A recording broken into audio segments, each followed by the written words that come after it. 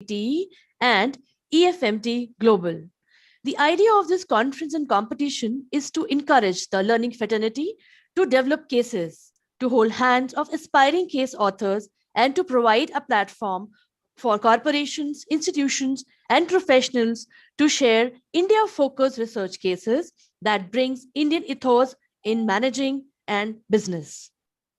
We would like to thank all our partners who have supported our initiative and made it possible for us to organize. SDMI MD Knowledge Partner, Mr. Ajit Balakrishnan, founder and CEO Rediff.com as award sponsor, IIM Nagpur as partner institute, Aligarh Muslim University as partner institute, Case Center UK and Association of Management Development Institutions in South Asia as information partners. Big thanks to all our partners. Please note that all the questions during the conference will be taken up through chat only. Do submit your questions in the chat box and specify the speaker it is addressed to. It's not just an announcement, more to tell you. India Automated, How the Fourth Industrial Revolution Transforming India is the title of a new book authored by Mr. Pranjal Sharma, our keynote speaker, and the audience may get a copy of a book as a prize by asking questions. So the best question in the chat will get a chance to win the book. With this, we initiate the inaugural session of AIMA's Case Writing Conference 2021.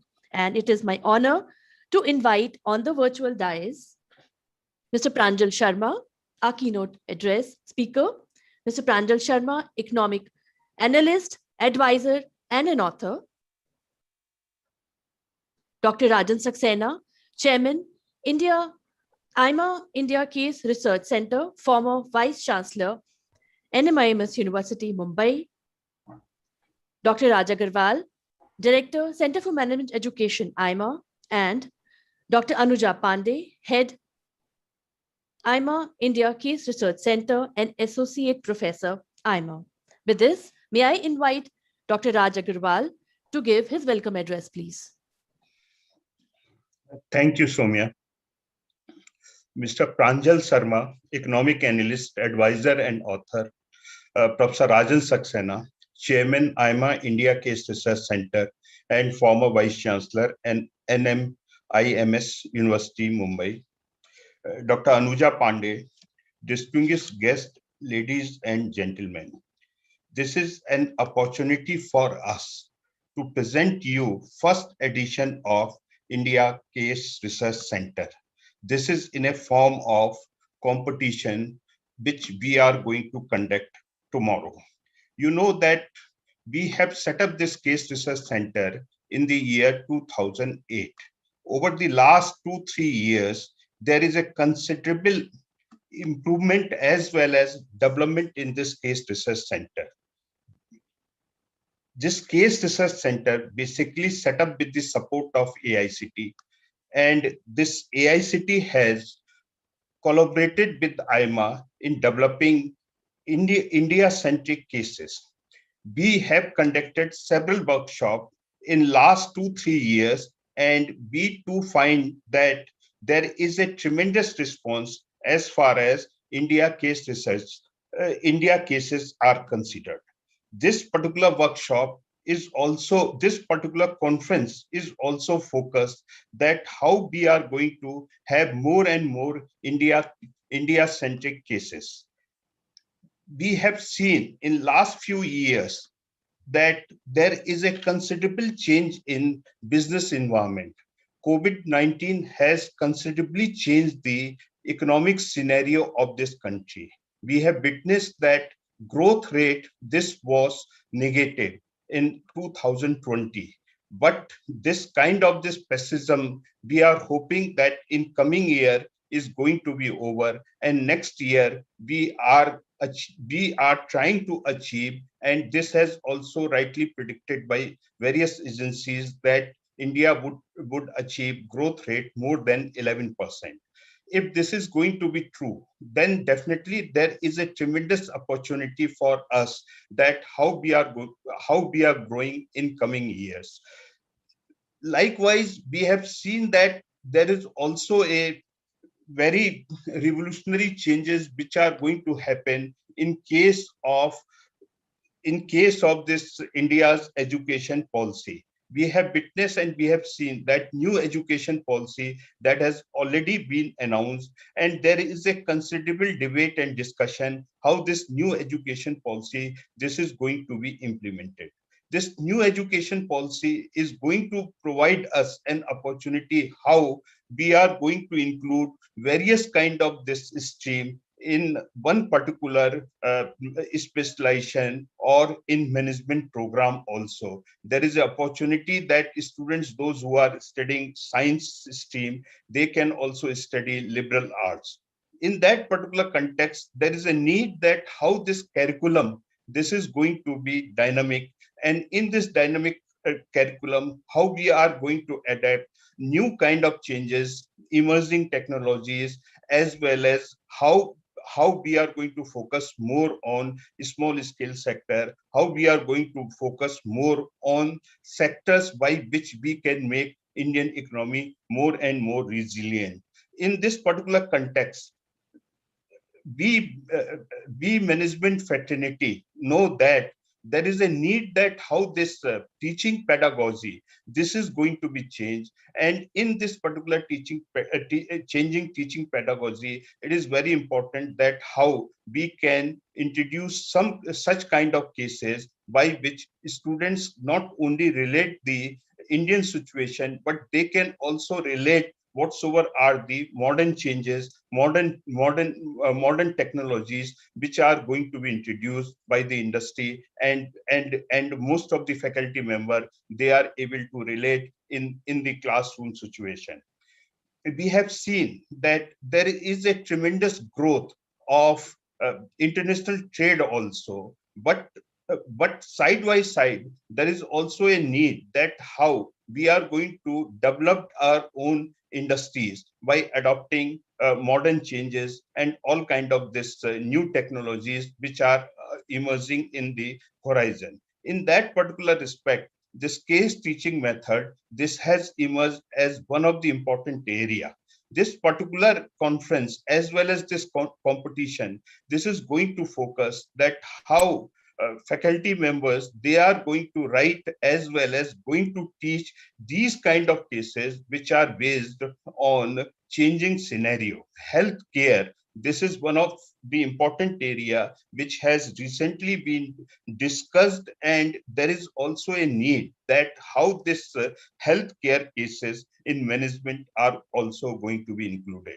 India Case Research Center is going to take into consideration aspiration of all the budding authors as well as management teachers, and this is an attempt that how this case writing method this is going to be make an effective method in most of the management institute.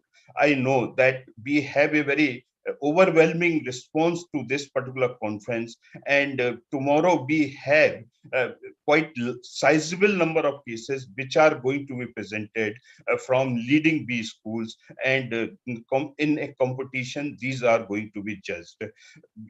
We know that this particular conference is going to give us a chance further how we are going to strengthen our case research center. With these words, once again, I would like to welcome all of you, and on behalf of AIMA, thank you very much.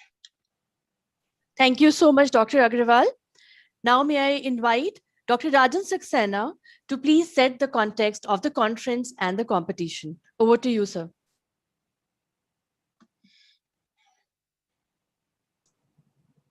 Thank you very much. It's my pleasure to be with you all this afternoon. Dr. Raj Agrawal, the members of the AIMA community, our guest this afternoon, Mr. Pranjal Sharma, and all the participants to this wonderful conference that AIMA has organized. AIMA ICRC has organized, the India Case Research Center has organized. This is indeed the very first kind of a initiative in this regard, that is of the conference and the competition, that ICRC is doing. And we are overwhelmed by the response that we have received, not just merely from all those who want to participate in the contest, which is what Dr. Raj Agrawal just mentioned, but also by everybody who's participating in this conference. A conference that has been made possible by all the kind of our collaborators and the partners about whom just a few minutes back certain words have been said. So I won't really repeat that. It is always a pleasure to be with you all in this conference, and I must say that this is one of the great initiatives of AIMA.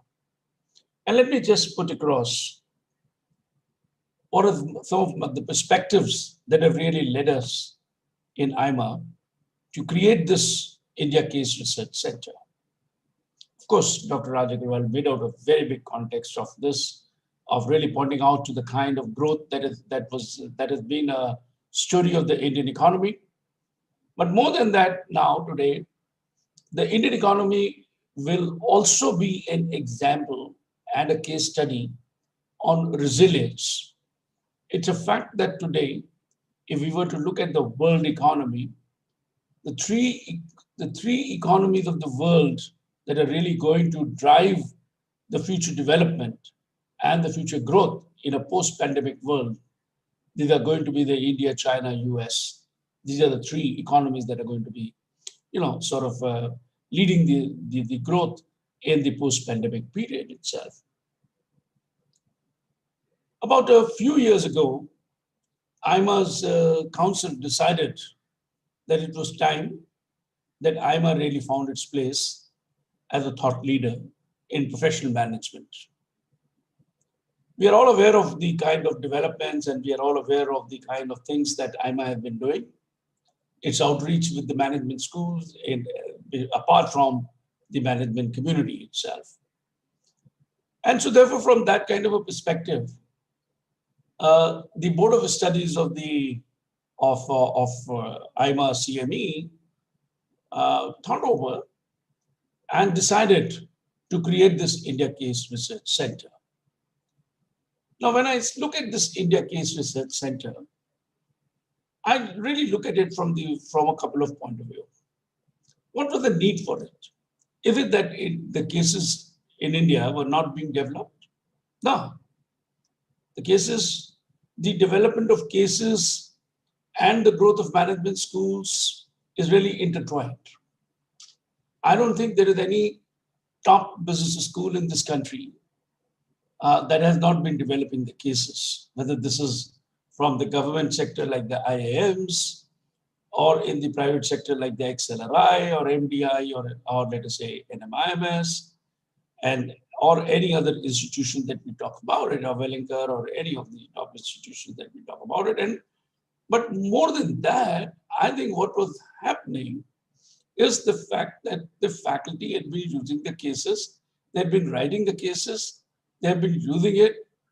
But I wonder, and this is something which I had often said, I wonder how many of us, when we get into academics, and I talk about it also when I started my journey in the management education more than 4 decades ago, that we weren't really trained in handling a case.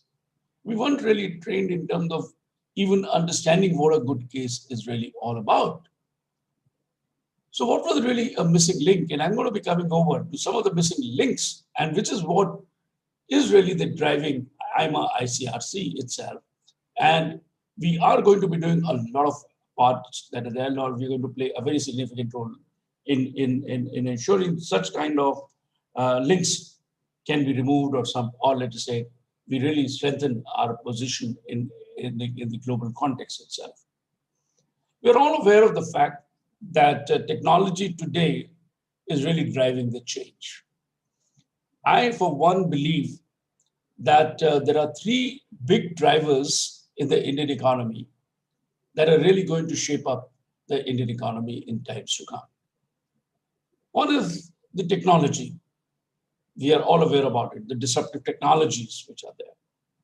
whether this is in the cloud technology, or this is in the area of artificial intelligence, machine learning, or analytics, or social networks, whatever these that we talk about it, the fact is that these technologies today are impacting the entire the industry and also the Indian economy itself.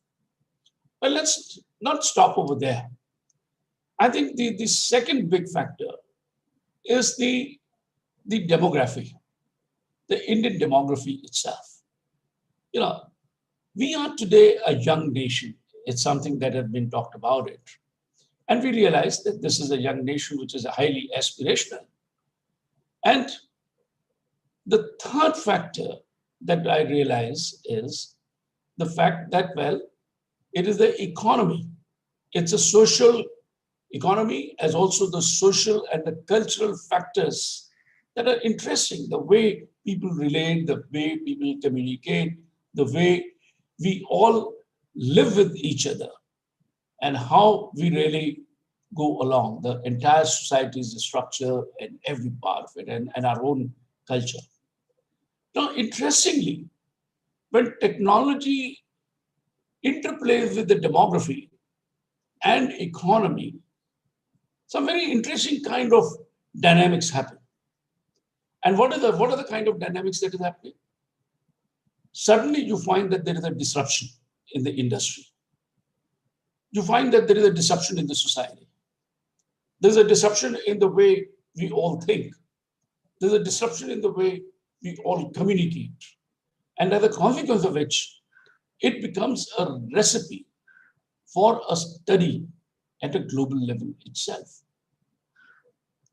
Having been a keen observer of Indian management and Indian economy, both as a teacher, as also as a student, and then leading the institutions, I, for one, have been fascinated by the way, for example, the social networks have changed the manner in which we all relate to each other. The virtual communications today have a very important role to play. Not only so, that in terms of the communication, even in terms of endorsement of the products and let us say some of the let's say the consumption values itself, how the consumption values are changing. Interestingly, it is getting so much influenced by people whom we know, certainly, through the social networks, but also by people whom we have never met. We are not going to be meeting. We do not know who they are, but it is their opinion on the websites of the companies, or for that matter, let us say, on the various economic or let's say portals, for example, like Amazon or Flipkart or any of those areas, or for that matter, the endorsements that come up on the various kinds of travel portals, etc. The fact is that I tend to buy a product or a service based on recommendation of somebody whom I don't know. But all that I know is this is a person who has consumed the product and therefore is really writing that kind of a recommendation. Now, my point was, and this is where, you know, the whole discussion in AIMA and the ICRC was, that are we really capturing these kinds of changes? And are we really bringing these kinds of changes to the management education itself, in management education? And are we really doing something there or not? Now, there was another factor that happened, and this is where now comes the next big kind of a parameter, which to my mind is driving this very big change, and that is pandemic. Now, pandemic completely threw everybody in a way, and it completely disrupted. And I have often said that in one of my articles, I said that the education institutions were forced shut. The whole economy was forced shut. And not just merely Indian economy, but the global economy itself. Now, what that really means is that there are new kinds of paradigms today that have emerged. For example, work from home is now today a reality. Or for that matter, let us say the virtual teams are now today a reality. How do we lead virtual teams today that who are working on the same project from all over the world itself. For example, how do we really collaborate? What does it really take to collaborate? How the global collaboration is really happening? How the global collaboration is happening? How the company coping with the diversity? How the company that today really managing those kinds of virtual teams? Some of the data that is coming up today tells us that more than 10% of the workforce would be working permanently from home itself. Now look at this, and this is at a global level.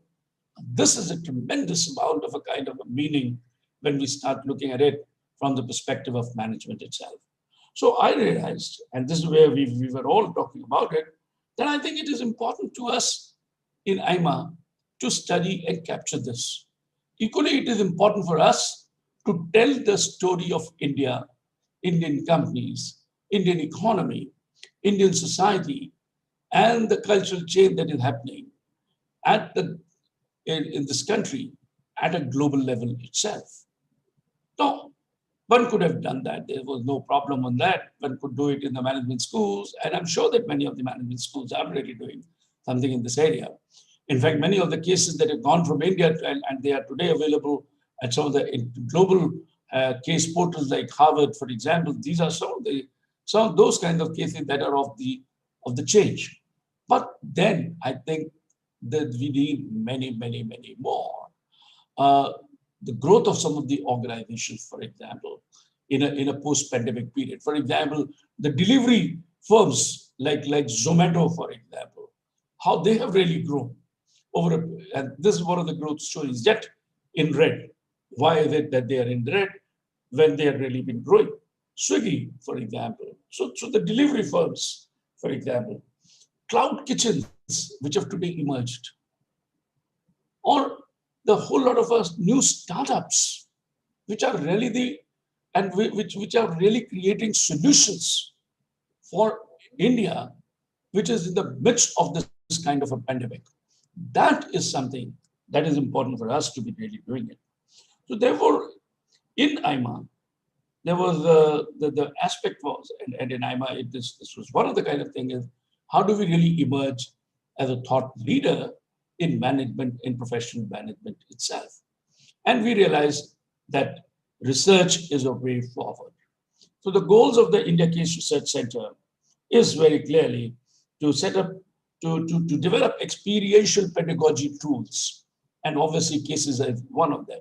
But we are going to be going over to look at it from the point of view of even developing simulations and some of the other behavioral sciences, let's say, the instruments, etc., that are there. The research in the economy, the research in industry, all this is really going to be so very critical, and therefore one of the goals is in that direction. It is also to develop a large community of case writers in this country. It is not to say that we don't have case writers. I think we need to train many, many, many more. And training is very different from just merely somebody who becomes spontaneously a case writer.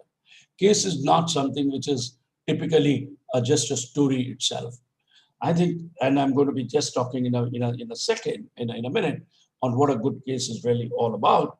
And therefore, we are pretty hopeful that today, in our panel discussion, after this inaugural session, we're going to be deliberating on a whole lot of things in that area itself also. So we want to develop a large community of case writers and researchers from management schools and industry. We want to network and partner with all those who share the same goal of developing the experiential pedagogy, using the experiential pedagogy to deliver the management education. I said that, the history of case writing in India and the growth of management education are intertwined. But there's been missing link. Why is it that we don't see many, many more cases in the world in a global context itself? Why is it that we don't see our Indian cases being used by some of the top business schools today also for the purposes of teaching?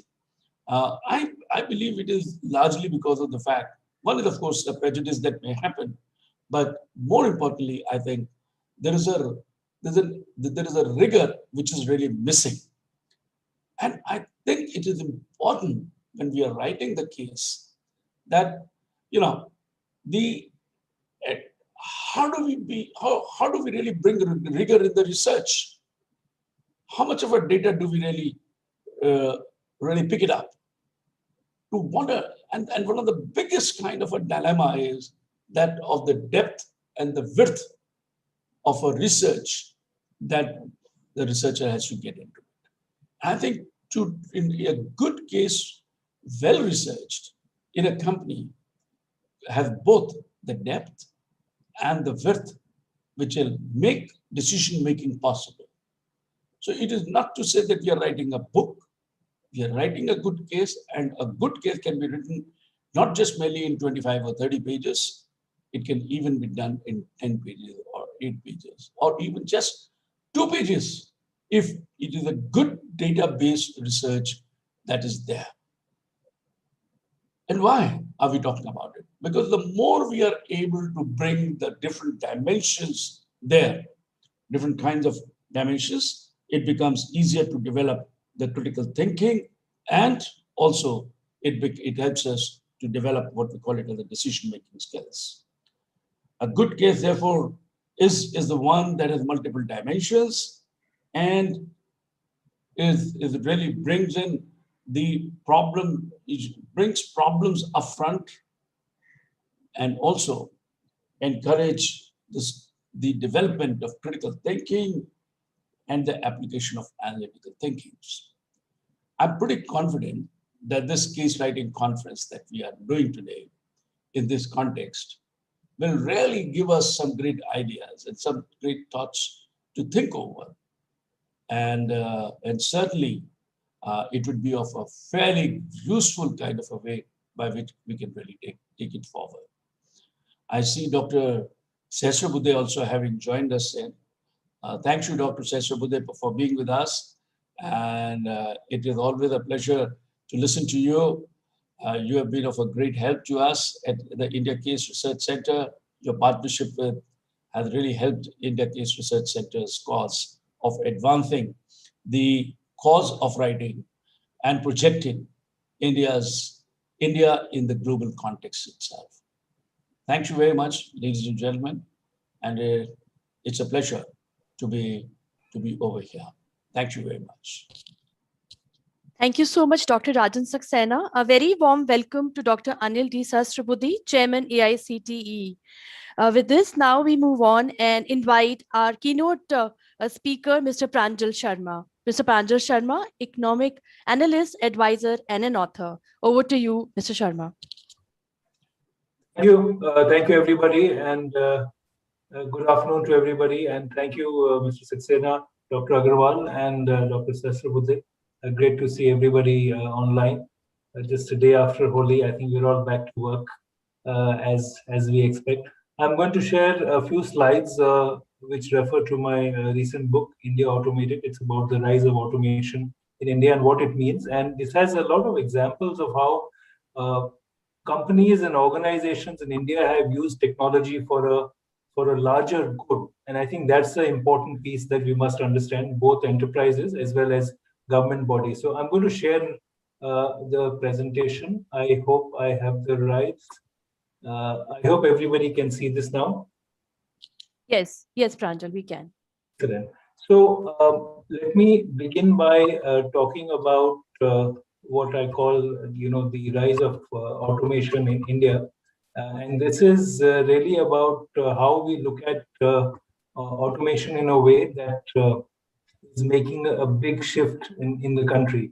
Now, automation in a country where 1 million people look for jobs every month, new people, I think is seen as a bit of a contradiction. But the fact is that automation is making a big difference in India.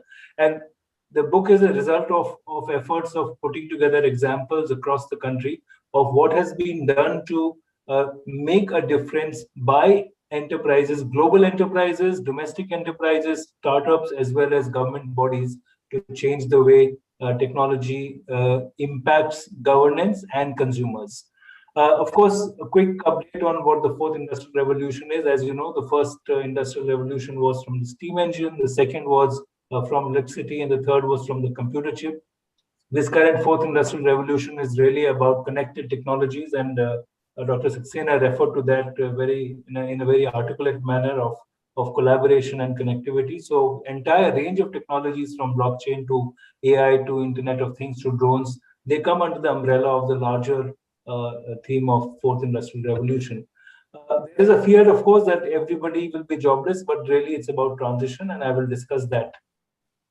Reality is that India has to embrace automation, be prepared, and be relevant. If we ignore it, I think we are going to be in difficult. Now, why is automation required? In my view, I think there are four categories of tasks which are dirty, dangerous, dull, and difficult, which automation is taking care of. And automation is not end-to-end automation. In all the technologies that I described here earlier, automation is embedded in this, whether we're looking at drones, whether we're looking at data analysis, things where any process that can be automated will be automated, because it's not possible for humans to do a lot of things anymore. The scale and the pace and speed that we want. So, for example, cleaning rivers, machines can do it much faster. We do not need to have humans doing that. Something which is dangerous, like scavenging, and many of you know that 5 million people are manual scavengers, and we don't want that to happen. So we should use, several municipalities are using automated machines now. Dull work, which is, for example, tax filing. But the good news is that the central tax authorities have automated many of their systems, so you can get refunds and other things very quickly. And of course, they're working with private sector on some of these solutions. So this also refers to the concept of collaboration that was talked about earlier. Difficult tasks, again, manual labor, we don't want that to have. We want people to be educated and working with skills rather than just muscle power, and automation helps in that. There's a lot of automation happening in government as well. And again, this brings transparency. Please understand that, as for example, I refer to income tax. If you look at tax filing from we have a very small tax assessees base. But if, from 10%, if it goes to 30%, you cannot increase your tax department commensurately. So you need to do that. But several government departments, like, for example, are using facial recognition for tracing children. And of course, for criminal, to get hold of criminals as well. Vehicle records are being automated to ensure that our driver's licenses are much better managed. Fake licenses, etc., can be rooted out of the system.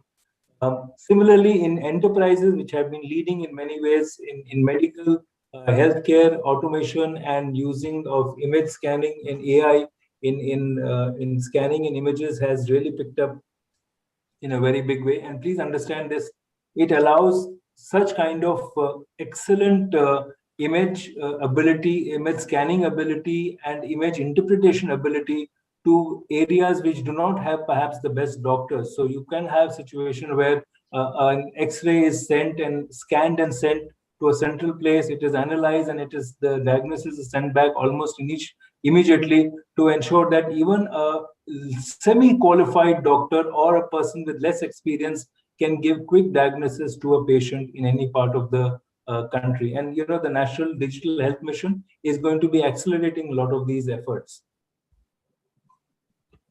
Predictive maintenance is happening in a very, very big way, where, especially in the time of COVID, where physical movement was not possible, many of the largest industrial plants in the country could work because of automated systems, where remote access technologies could allow people sitting in a central control room to be able to diagnose problems in various factories and to resolve it using augmented reality and virtual reality as well. I don't have time for all those details, but I'll be happy to share more information later. Key trends, and I think that was again referred to by Dr. Saxena. There is a move to cloud computing. Basically, it means that all information is going to be kept in a central place. So you don't need to have to go to office, for example, to be able to access work. And what has happened in a post-COVID world is everything which we expected to occur over the next 5 years actually happened in the last 5 months, in just 5 months. So the pace and change and acceleration has been quite tremendous. And that's a global effort. I'm saying this is not just about India, it's everywhere. And if And since all of you are faculty and students across different domains, you must understand that technology is not just related to the IT sector, human resource management, finance management, marketing, logistics. Everything is deeply infused by new technology, emerging technology that we're talking about. This is also an era of constant learning. So which means that we have to look at the fact that just because you earn a degree today, it's not going to be adequate for you. Data security and regulation are again big challenges both for regulators, which across the world as well as within the countries. Electronic governance, as I gave you some examples, Arogya Setu is a very good example of that. CoWIN portal, which is helping vaccination, where we have crossed more than 2 million patients and citizens being vaccinated every day, is a tremendous achievement in the country. Please understand, for a country of this size to achieve this is unprecedented. No other country in the world can claim to, no other democracy, I would say, in the world can do this. We have to look at, since we're talking about skilling and talent, and we're talking about issues of case studies, we have to understand that the whole shift will happen where blue and white collar workers, the difference between them will reduce a lot. Hybrid models of digital, physical, which you see some of that in e-commerce, are emerging. Online training using 3D models has picked up a lot. All these technologies are allowing scale and very, very sharp level of customization of needs. I was referring to the degree, and here is an example of that where we pick up one degree and hope to survive with that degree for the next 30 years. It's not going to happen. Every 6 months we'll have to update ourselves, in the same way that we update a phone, for example. A mobile phone updates its software every 6 months, every 3 months sometimes. But we hope that our own software, our own brain software and knowledge software has to update itself very, very frequently. So the age of continuous learning is here, and I think the Case Study Center is going to be contributing to that in a big way. So with that, I will end over here. I'm happy to take some questions from anybody. Thank you, Mr. Sharma. Before we open the floor for Q&A, it's my pleasure to invite Dr. Anil T. Sahasrabudhe, Chairman AICTE, for his inaugural address, please.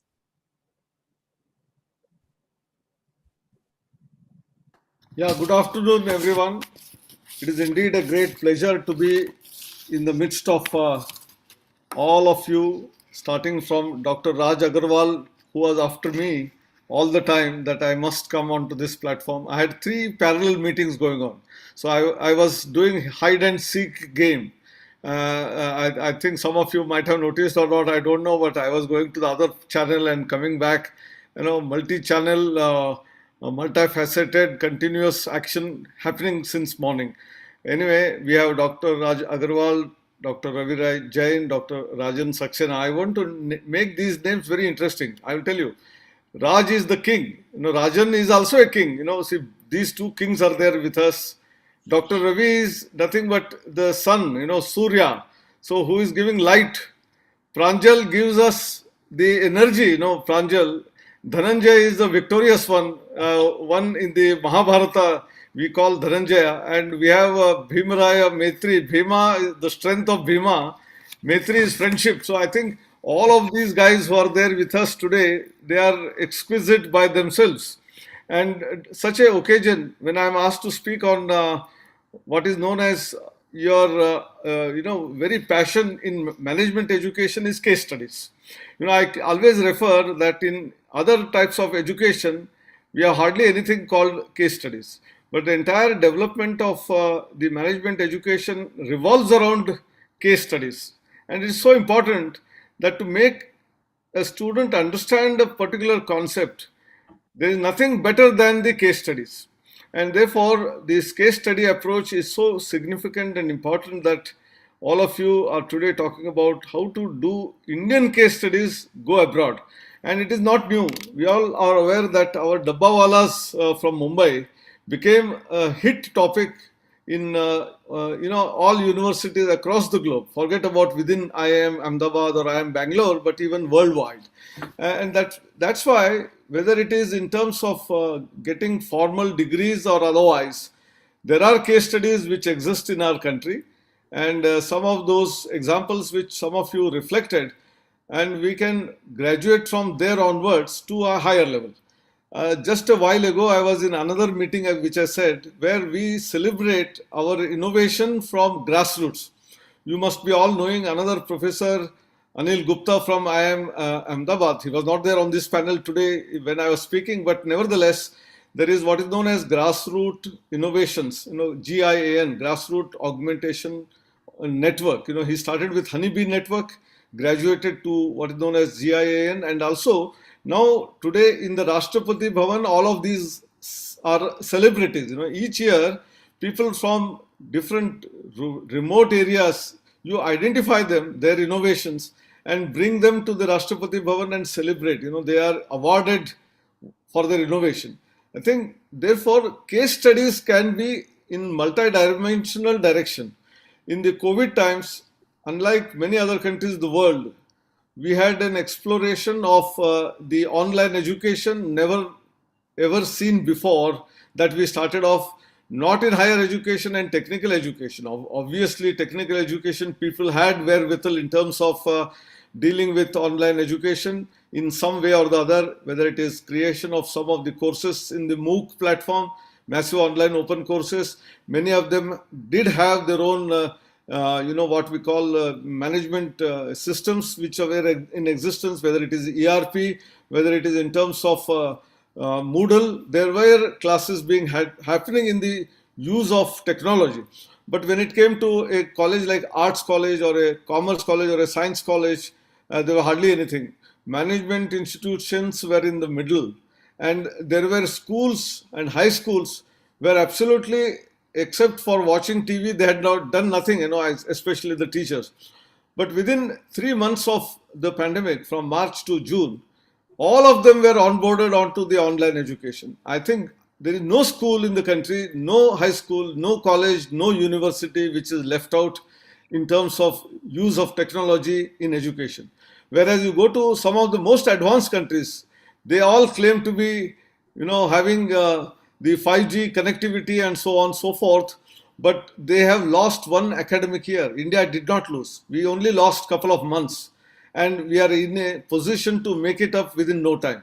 So this is itself an excellent case study for all of you to study. Go to Chhattisgarh, go to Nagaland, go to Jammu Kashmir, all kind of remote areas, forest areas, they are all onboarded. Of course, there are difficulties. We cannot say that everything is all hunky-dory. There are problems of connectivity. Even in cities like Mumbai and Delhi, sometimes the connectivity gets snapped, and we'll have to depend on the mobile phone to get connected and talk to each other while the online meetings are going on. These are all possibilities. In fact, I had an interesting episode when Minister was there and Dr. Anil Kakodkar was supposed to have spoken, and suddenly in Mumbai, Thane, the internet connectivity got lost. So Minister was asking, he wanted to say something, but he is now lost. He is not available now.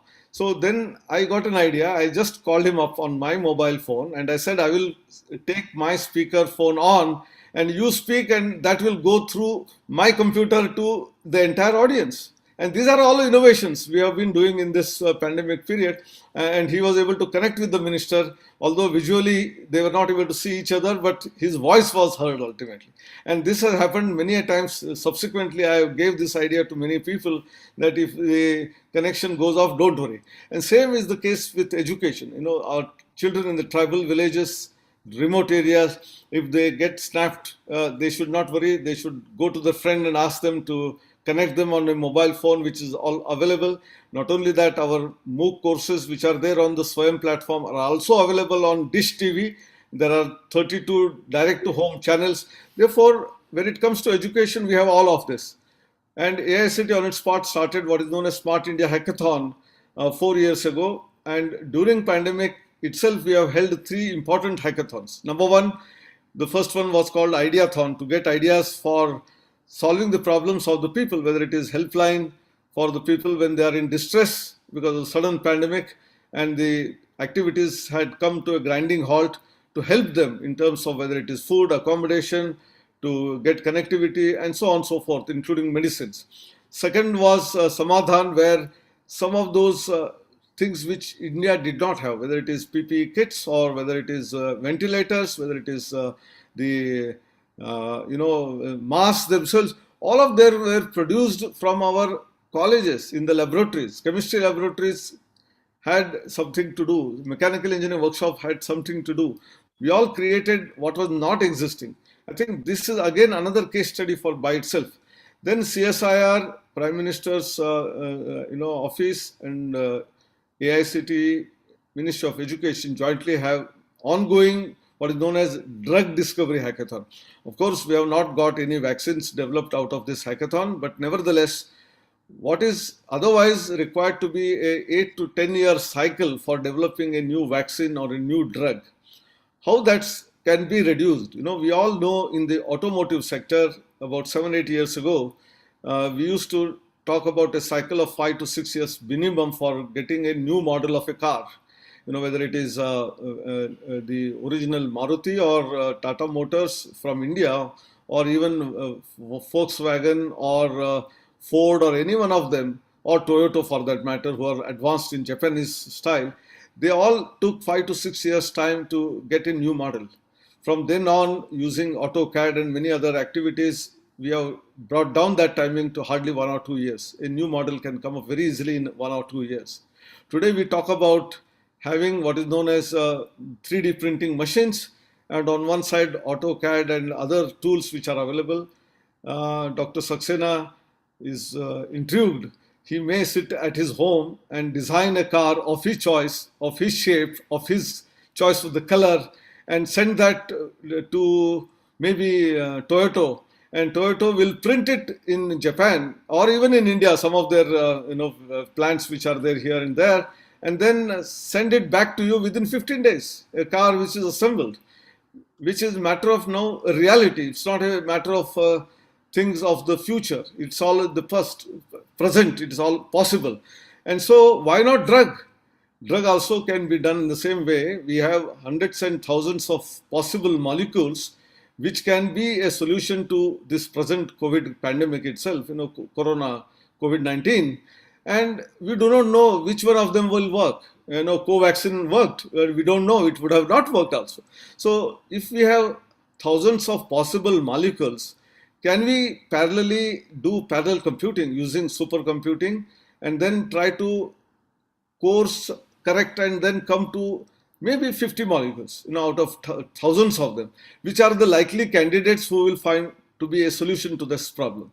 And then in 50 different labs in the country, each one separately, parallelly trying to really do investigation further in the laboratory to create a molecule which is tested on first animals, maybe some of the animals like rats and monkeys and all that, and then on the human beings. Then why can't we produce a drug within 6 months? This is again a reality, and which has happened. We were on imagining, of course, our students are not geared up for that. Our medical industry and pharmaceutical industry is geared up. They could get a vaccine within a year time. But now, if this drug discovery hackathon is to be taken forward, in the future, if there is any such crisis which emerges, we will be fully geared up and prepared for that. I think this is another case study of the making. In terms of toy hackathon, which is ongoing right now, you have about a huge industry, multi-billion-dollar industry, which is a toy industry, and 95% of the toys in India are all imported. I don't want to mention the name of the country from where they come, but we need to become Atmanirbhar. If we have to become Atmanirbhar, our MSMEs must be supported in terms of getting new ideas. It cannot be the old style toys which are not going to be useful. You should have mechanical circuitry in that, in terms of gears and different types of gadgets which are there, along with some of the electronic systems. Thereby, they will become flying objects, they will become moving objects. Students and young students or children will be enjoying those, and only then we can replace the toys which are imported by the Indianized toys, and also take a cake in the world market of toys. I think these are all possibilities, can become excellent case studies. If you go back about 3-4 years back, the demonetization had its own impact. The pandemic suddenly had an impact, and people had to walk around, some of them several hundreds of kilometers to reach to their villages. each one of these problems are by themselves case study. None of them went hungry. None of them died actually on the streets. They got help from either social organizations, religious organizations, political organizations, and the government. I think these are wonderful case studies for all of you to ponder upon. And I can go on, and I have another meeting to go. So I think I will, close here. And all the best wishes for creating new case studies, which will become order of the day in the new education policy, where it is playful learning, joyful learning, which is there at the elementary school to higher education, including skill-based education. Thank you very much, all of you. And in particular, Dr. Raj Agarwal, who will never let me go. I was saying that I'm having a lot of meetings, I will not be able to make it. He said, "नहीं sir, थोड़ा देर तो आना पड़ेगा, थोड़ा देर तो आना पड़ेगा." तो मैं आ गया. Namaskar. Thank you, sir.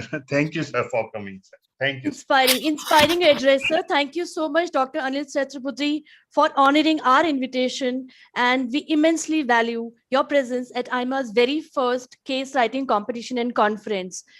Thank you so much for blessing us, sir. With this, I have a few questions for the distinguished panel here. So there is one from Mr.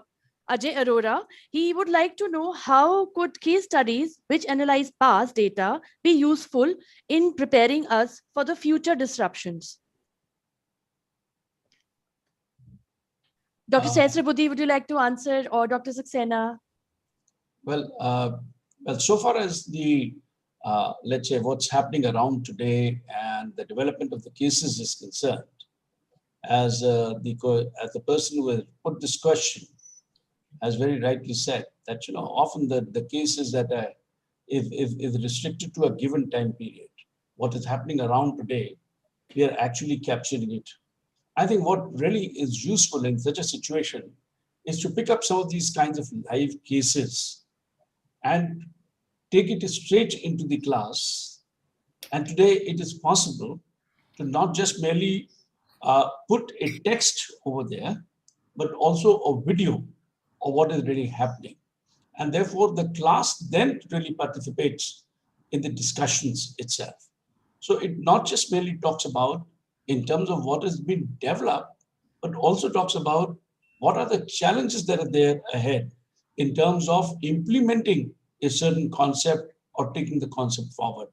I mean, taking, for example, what Dr. Sahasrabudhe gave an example of the 3D printing, and something which is a reality today in not just merely automobile industry, but even in the health sciences itself. In the pharma industry, this is what he was talking about it.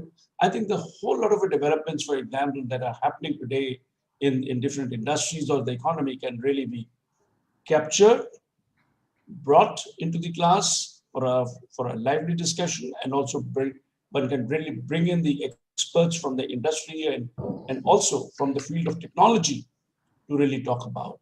One can even get the experts from let's say different sectors of the economy to talk about the possible impact of such a kind of a development. Dr. Rajan, I would like to add a little more on that. Yes. In fact, we all talk about today multidisciplinary nature of all innovations and research that takes place. And so, based on our ability to analyze, critical thinking, will always give solution for newer problems based on our previous studies and previous case studies. I think this is important. The same Dabbawala example, you're all aware that they started giving the food, tiffin carrier box leading to the different offices. But the same thing can be used for delivering, whether it is medicine, delivering goods, all of that is possible using the same color coding principle which they had adopted. So I think one case study can lead to many other solutions in our today's world. And with the artificial intelligence, machine learning, and blockchain, all of these in place, many possibilities arise from the classrooms. If students are given a challenge, and which I referred to our Smart India Hackathon deliberately. So we are not giving opportunity to our students to think aloud. If you allow that, many innovations will happen and many new techniques and solutions will emerge in somewhat areas where we have not even imagined that there are possibilities. I think all of these are possible. Therefore, case studies need not be considered to be as the past or the present, but they will also be leading us into the future as well. A small question for Dr. Sahasrabudhe. Sir, it says how important it is for Indian organizations to learn from Indian businesses themselves with reference to Indian cases. No, I think each one of these case studies, whether from abroad or India, they have a value, which value addition happens. Now, I don't want to distinguish it is only Indian case studies are which useful. Sometimes some of the Western case studies may be implemented here and they have a great application. Similarly, our case studies may be useful. In the pandemic, many of these things which we were doing as routine, they have become order of the day, whether it is yogasana, whether it is greeting each other with namaste. These are ordinary simple things, but and also use of turmeric, all of that has become, which was a part of our home, what remedies have become order of the day in the pandemic to create better solutions for our additional immunity to be developed. So the similar case studies of our Indian origin can be useful for any part of the world. Why should it not be? I think we need to explore, we need to advertise, we need to take it forward, and branding has to be done. Many times we don't brand ourselves. We are always skeptical about whatever comes from the West alone is good and whatever we have is not good. I think we give away that and then start becoming proud of our own culture, our own traditions and our own solutions. I'm sure the world will also start following them. In fact, Dr. Says, to add just to Dr. Sahasrabudhe, today the world is more interested in India than we as Indians are interested in our own country. And to really write about it, the change that is happening around. But first we should capture this kind of a change that is happening. And what is it that is making this country a country of 130 million really survive and grow, continue to grow, even in the midst of such kind of massive disruption that have really happened, without any kind of a bloodbath, without any bloody revolutions that are there. This is something which is a great kind, and that's what, whenever I'm talking to some of my counterparts in the different parts of the world, that's what they really talk about, and it is time for us to capture a lot of these cases, which is what Dr. Sahasrabudhe was saying right now, that I think it is necessary for us to capture all these developments that are really taking place. And somewhere at the end of the day, I think in the ICRC, we are going to be coming out with the books, with a book on cases itself, as also some of the research papers that we are doing. And not only so, I think since it is an online portal, the entire cases are then available at a global level itself. And that is really going to make the India story more and more interesting. Sir, I will give you 3 case studies, problems, and someone should work on them from AICT side. Sir. Number 1, we have had what is known as a student induction program of 3 weeks duration and universal human values as a course. And we wanted to train our faculty members. We have trained 40,000 faculty members in universal human values during this pandemic period. We have Atal academies under which all emerging areas like AI, IoT, machine learning, deep learning, robotics, 3D printing, augmented reality, virtual reality, cloud computing, cyber security, blockchain, conducted 1,000 courses and trained 1.5 lakh faculty members. And all of these, both the versions are 5-day workshops, 5-day full-length faculty development programs, and 1,000 of them during this pandemic. Some of these days, simultaneously, 50, 60 of them being started from Monday till Friday. I think it's an amazing, technology usage. And during face-to-face mode, we used to have only 50. Now we can have 200 to 300 faculty onboarded. And secondly, we have experts drawn from whole world, from eastern side, from Australia, Singapore, and Japan to the other extreme west to Canada, USA, and also, of course, Europe and India and subcontinent here. So the depth of learning from these faculty members, from industry and academia from all over the world. And instead of 50 people trained in one workshop, now 200, 300 being trained. I think that has really been a great initiative. And lastly, which always AICTE, about which there used to be complaint, is about our inspection and the processes of scrutiny documents, EVC, which we call expert visit committees to the campuses. And there will be complaints that we did show some of the facilities, experts did not notice it or did not write it, and they have still given us some penalty. Or on the other side, experts saying that the college had not shown us, and they are now bluffing. Now all of that has been made online by us. There is no inspection happening in the last 1 year. Everything is online. Everything is recorded. And as the saying used to go earlier, in black and white, I say everything is now in color videos. So no one can cheat anyone, and everything is absolutely transparent. I think these are 3 wonderful case studies you must take up, one of you, and then publish them, which is very, very interesting for all of us to learn from. Dr. Sahasrabudhe and Dr. Saxena, I must say I made a very small effort. The book that I was referring to in my presentation is really a collection of examples, both in the government at national and state level and in enterprises, where technology has been used to solve a domestic problem and a national problem. And I think we need far, far more of that. I could capture only about 50, but there are hundreds, I think, which students can learn. And unfortunately, or as things are, they are obsolete even as capturing. So as very rightly said, sir, that things are evolving so fast that we can learn from the past, but we need to have a constant stream of such examples to both inspire and to learn from. Pranjal, a very quick question for you. Do we have enough Indian cases about how Indian businesses are addressing technology disruptions? Not enough at all. I think there is a fundamental hesitancy in companies to share their examples because of competitiveness issues. And I think there is no central place where you can do it. So if an individual like me can go and reach out to hundreds and then persist and then capture it, it's possible. But I think an academic industry collaboration focused only on this can create far more. I think we need 100 times more than what is available right now.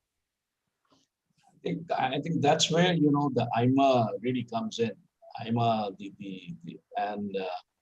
AIMA is really the forum from which can really help connect the industry with the management schools.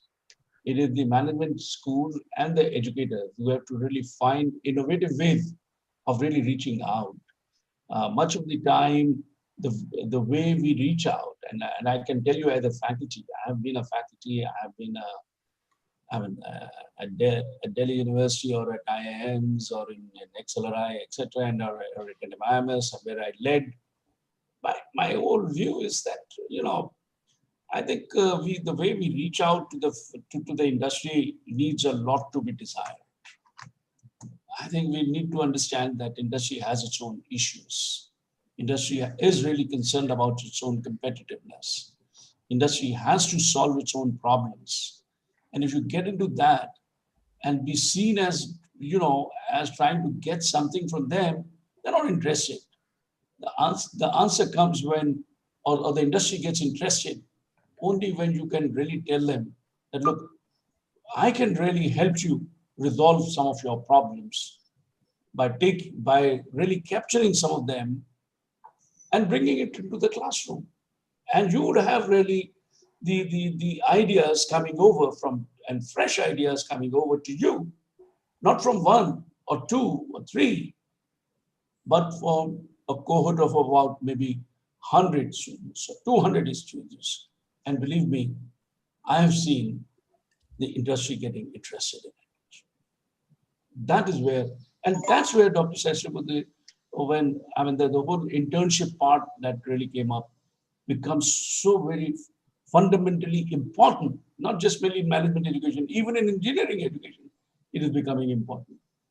Why is it that the summer training has really been such a big failure in management education? I think it is only because of this reason that we are seeing the student is seen as an addendum.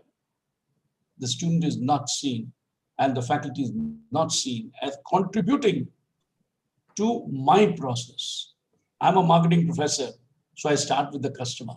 Why should the customer really buy my? And I look at it from the customer is asking me a question. Why should I really buy from you? And the answer is, can I really help you solve your problems? That is the criticality. It is not some brand or a product or some tangible benefits that I'm really looking at. It is my solution. I have a problem. I want to solve that. Can you help me? If you can help me, I'm going to help you. That's where it is. Thank you, sirs. May I now invite Dr. Anuja Pandey, Head AIMA India Case Research Center and Associate Professor at AIMA, to present the vote of thanks, please. Thank you, Soumya. Thank you. I thank all of you who have joined us today. I thank you from the bottom of my heart for the overwhelming response that we have received for the first case competition that we are organizing. And I think in a very short time, we were able to make it. And that is, we started the communication for this competition and conference on 15th of January. And we received a tremendous response from the faculty across India. I'm really, really happy to see that it is not just a few institutes, but more than 100 institutes who are participating in it. Almost 60 cases which were finally selected have actually come from various institutions in India, and they have been co-authored. That is also a very interesting part of the whole exercise that we did. And that is the reason why I also want to thank my advisory board of India Case Research Center, who have been the fundamental backbone in helping us into seeing as to how the case center should progress and how this case competition needs to be organized. I'm really thankful to my board of study members who have actually did the whole lot of brainstorming as to how the structure of the competition should look like. And finally, after a lot of discussion, deliberations, we were able to really think about a competition. And initially, we thought that this competition would happen in a face-to-face mode, and that is how we had planned it. But since the pandemic continued, and we thought that it was an opportunity for us to really reach out to a lot many faculties and a lot many B schools and management departments. And I'm really pleased to tell you that today we have a huge response from not only the B schools, but also university departments across India.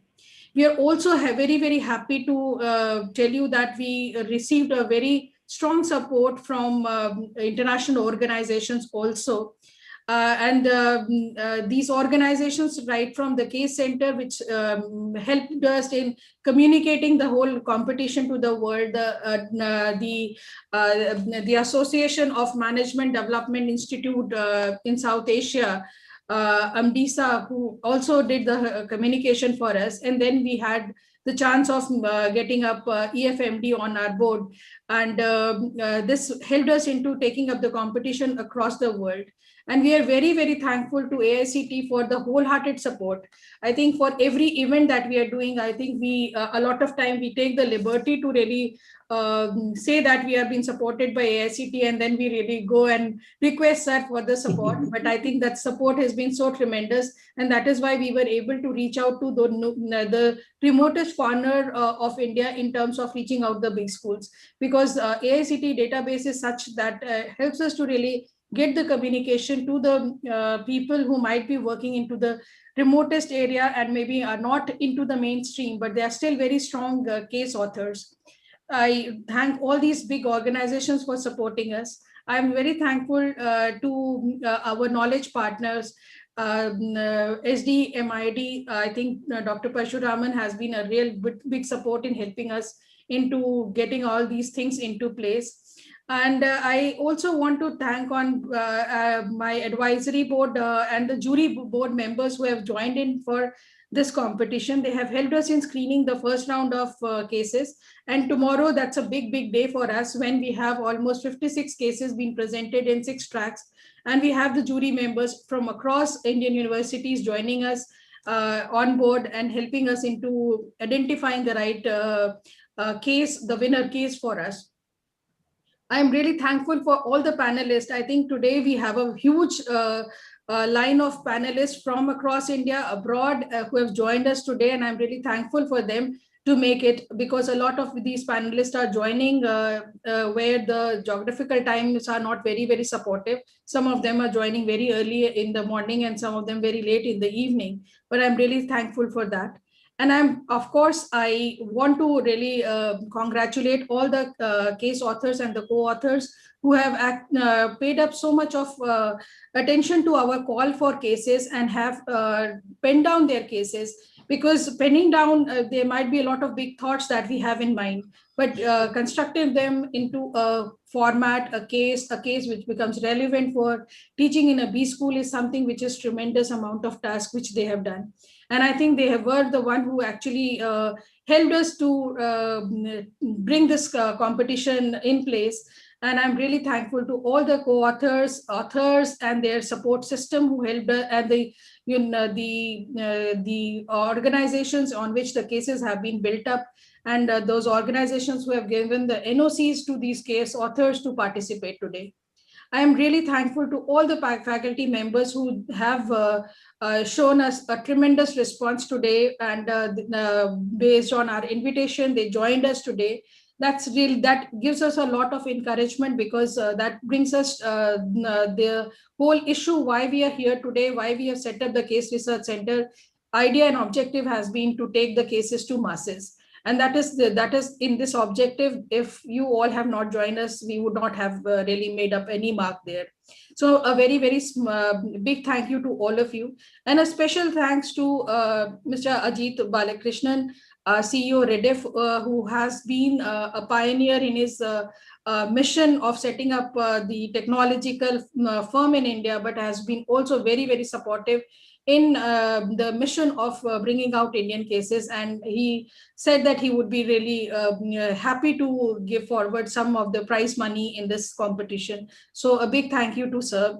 And a very, very big thank you to Dr. Metri and IIM Nagpur and Aligarh Muslim University, which is our partner university in our PhD program, who helped us into really taking up this whole initiative forward. And I think we are now ready for our next session. I think that's all I wanted to say. Please stay tuned for today. Today we have got very interesting panel discussions, and tomorrow very, very interesting case studies. I had a chance to go through almost every case study which has entered into this competition. So I'm very sure that you'll find these case studies very, very interesting. Thank you, Soumya. And thank you, everyone. Thank you so much, Dr. Anil Sahasrabudhe, Mr. Pranjal Sharma, Dr. Rajan Saxena, Dr. Raj Agrawal, and Dr. Anuja Pandey. A big thanks from all of us. With this, we come to an end of the inaugural session, and we initiate the first session of the conference themed Indian Cases, Learning from Global Perspective.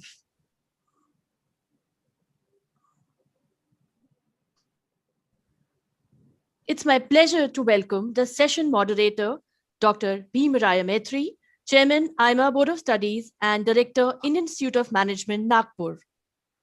A warm welcome to our esteemed panelists, Dr. N.R. Parasuraman, Director and Professor of Finance, SDMIMD, Professor Dinesh Kumar, Professor, Chairperson, Data Center and Analytics Lab, IIM Bangalore, Dr. Prabhat Pankaj, Director, Jaipuria Institute of Management, and Dr.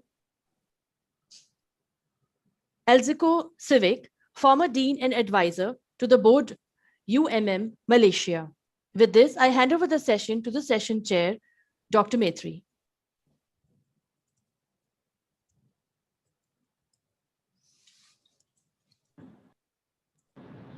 Very good afternoon.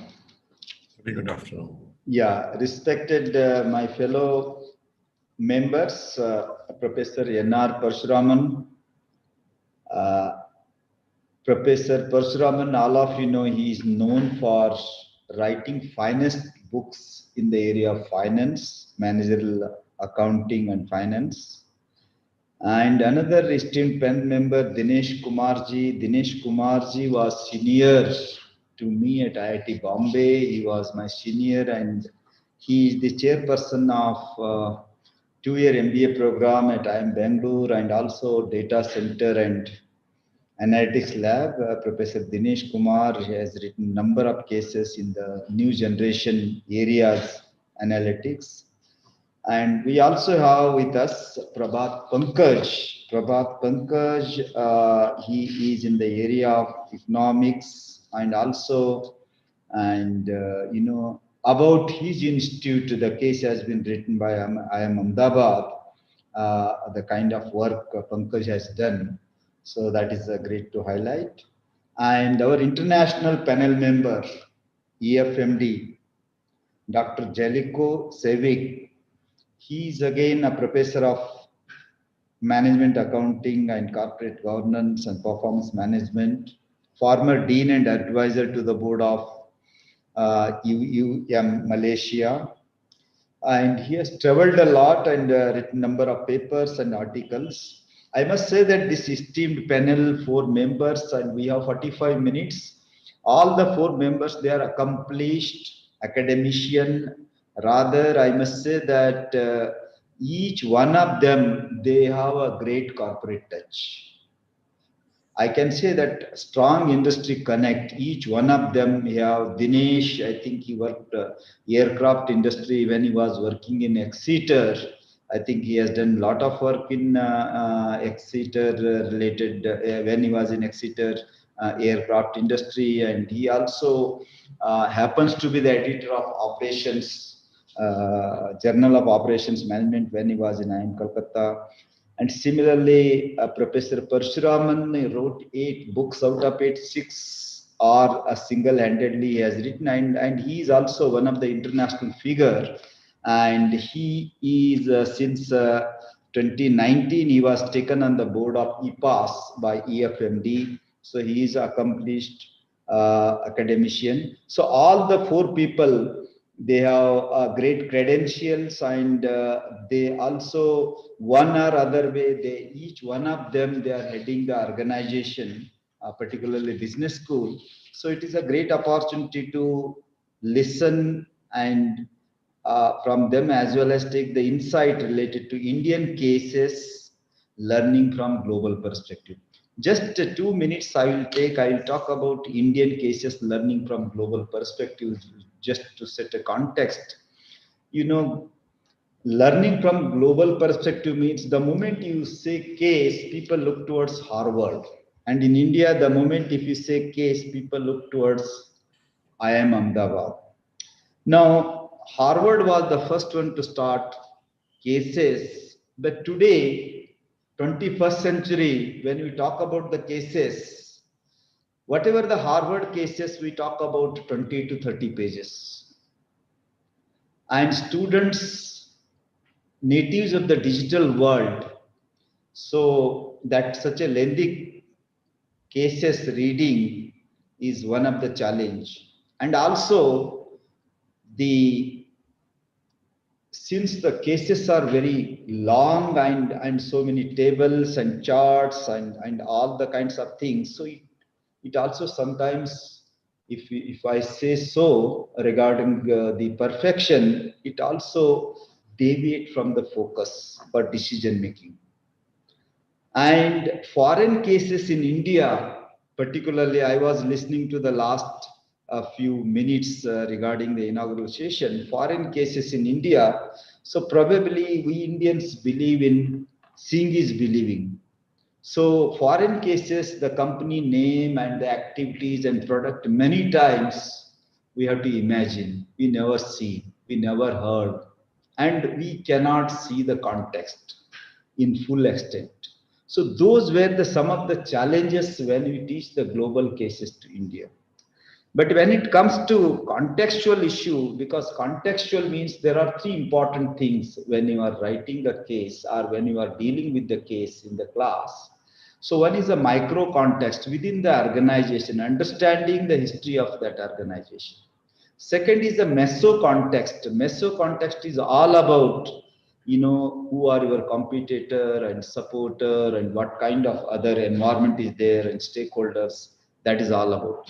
Macro is all about the law of land and the governance and other things which is beyond the boundary. So these three contexts are extremely important when we are dealing with the case.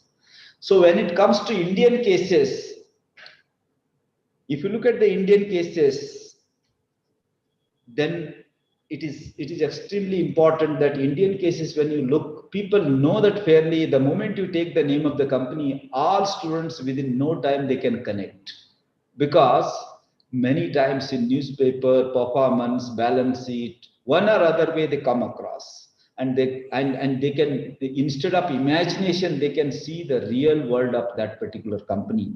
So that is one advantage of Indian case over the case abroad.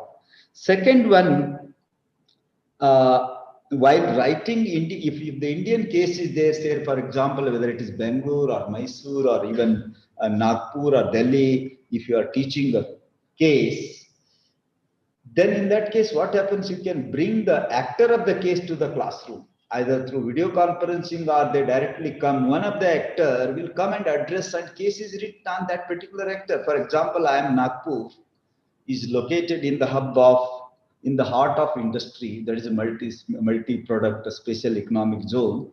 So left side is Lupin, right side is AIMA, and there are 80 and odd industries surrounded.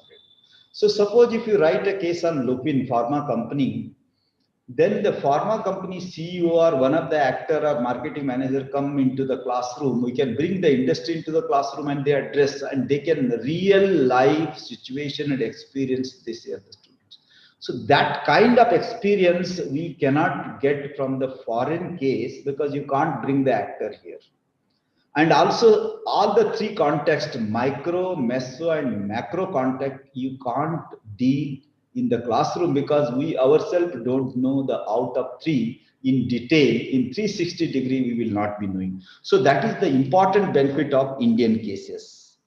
So the context is extremely important. Context is key in case, and all the cases finally we are dealing with dilemma, and also we also come out with some kind of decision. So that is why knowing them well, a context is extremely important, and that is where Indian cases, teaching in India, may make a better advantage over Indian foreign cases teaching in India. Somebody was asking a question. I think this is one aspect. I think our experts definitely deal with that.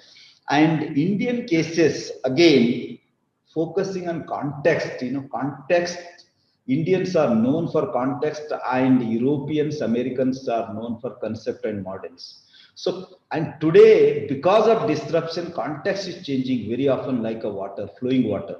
So that is why to teach a contextual kind of leadership, leaders have changed, but leadership style has to change. If it doesn't change, then we will not survive. Every context, new style of leadership is required. So that is where a contextual leadership, when it comes, probably entire world should learn from Indians for contextual leadership. So that is why future belongs to Indian cases. And in Indian cases, I must say that future belongs to short cases, caselets. Future also belongs to brief case. If not short case, 2 to 3 page, brief case 6 to 8 page. So it is a very handy brief case.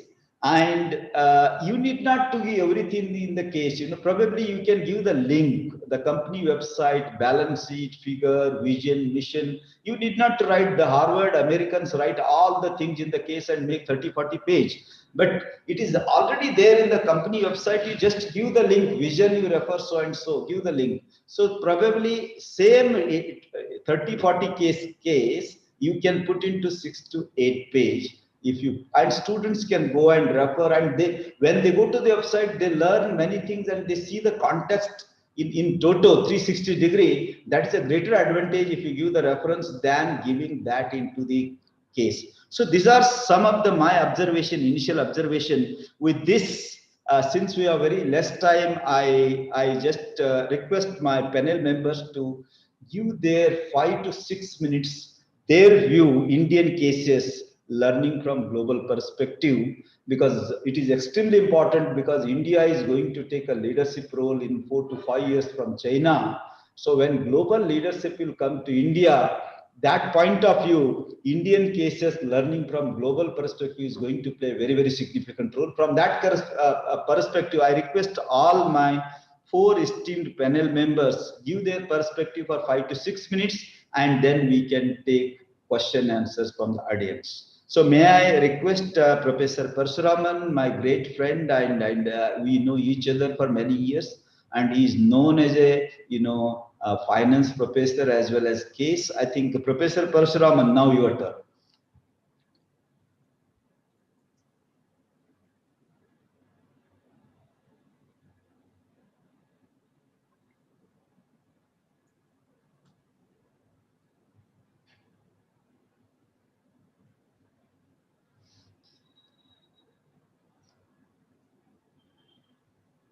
Professor Parshuraman.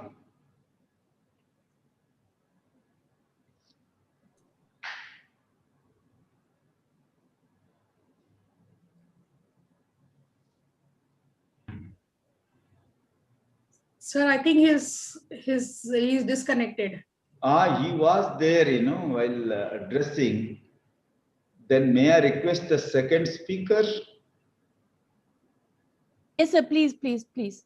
Meanwhile, I'll make a call to him. Yeah. So may I request Professor Dinesh Kumar, Professor and Chairperson, MBA Business Analytics and Chairperson Data Center Analytics, and also he is a Chairperson of Career Development Services. He is closely in touch with the many corporates.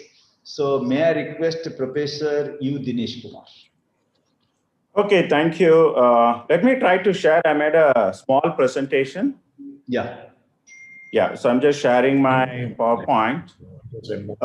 Just to give you some background, in around 2008-9, because we talked about Harvard and all that, around 2008-9, Harvard Business Publishing approached few schools because they realized that they wanted cases from different geographies, not purely from American perspective, because that may not work in all countries and all geographies and so on.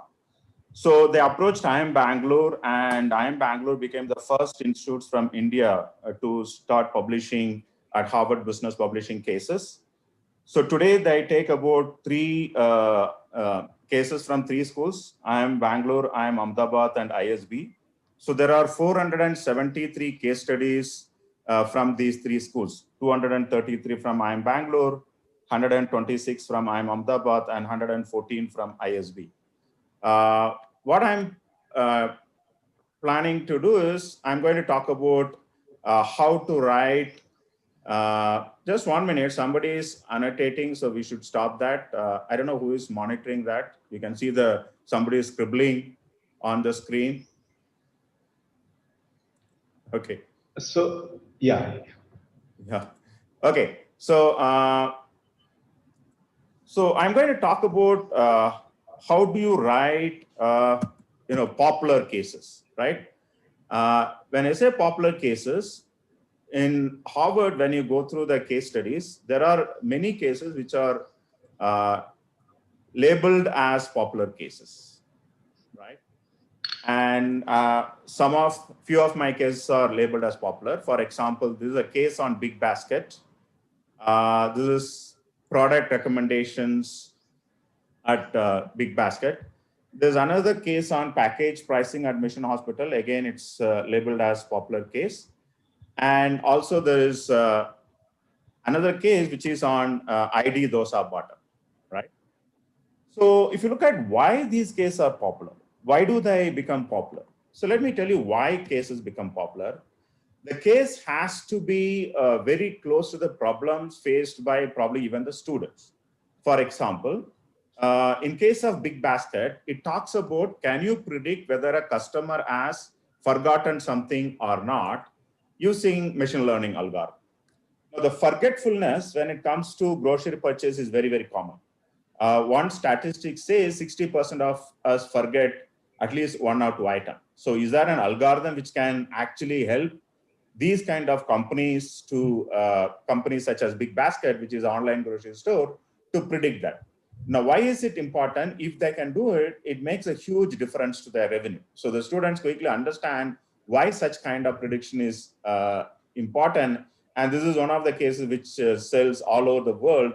And that's why it is labeled as popular case at Harvard site. The second one is, again, something which anybody can relate. This is on package pricing admission hospital.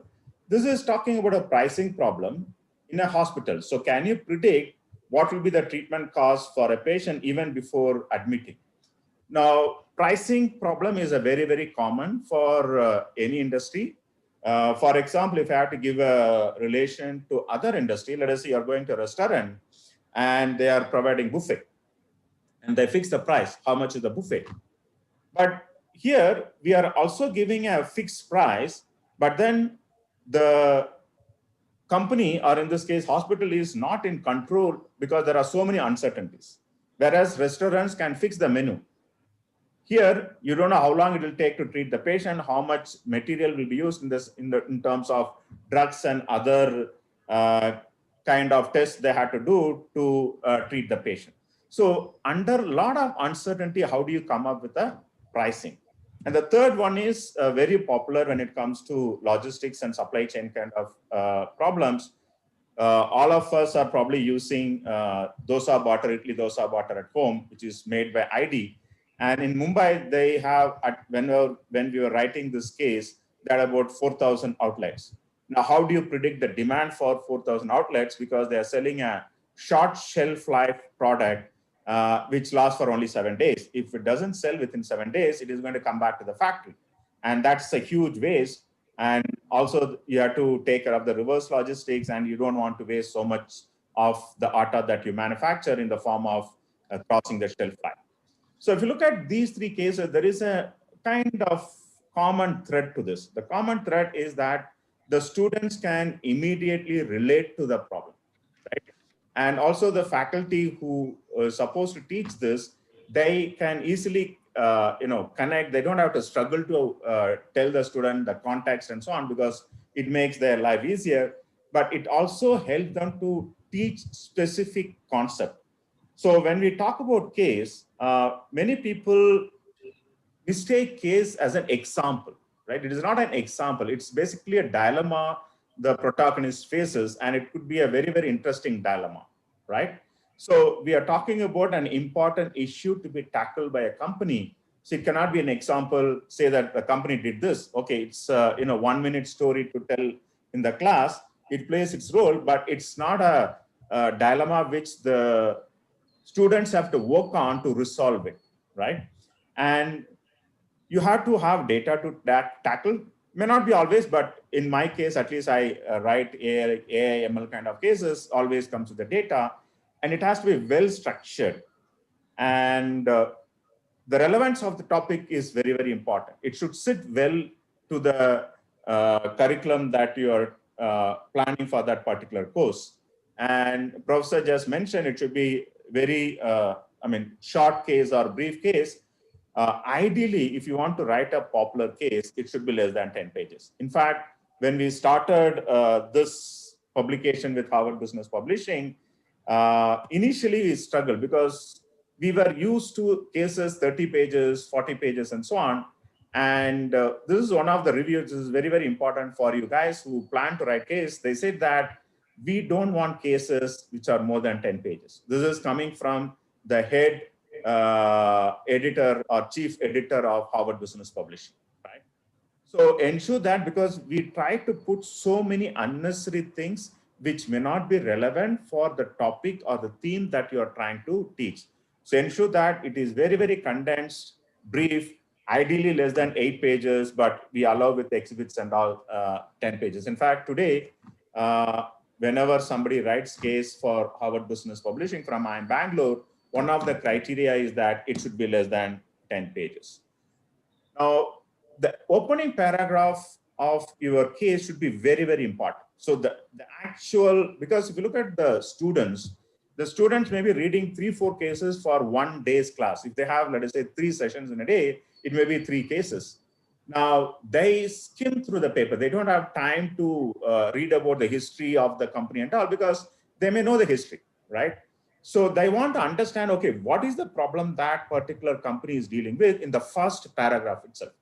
If the first paragraph is not interesting, then the students may not even go and read the complete case, and it becomes a very, very, for professor or the teacher, it becomes a very disappointing experience because students are not prepared, and you go to the class, you don't know what to do in the class because none of them are prepared and you have nothing to discuss, right?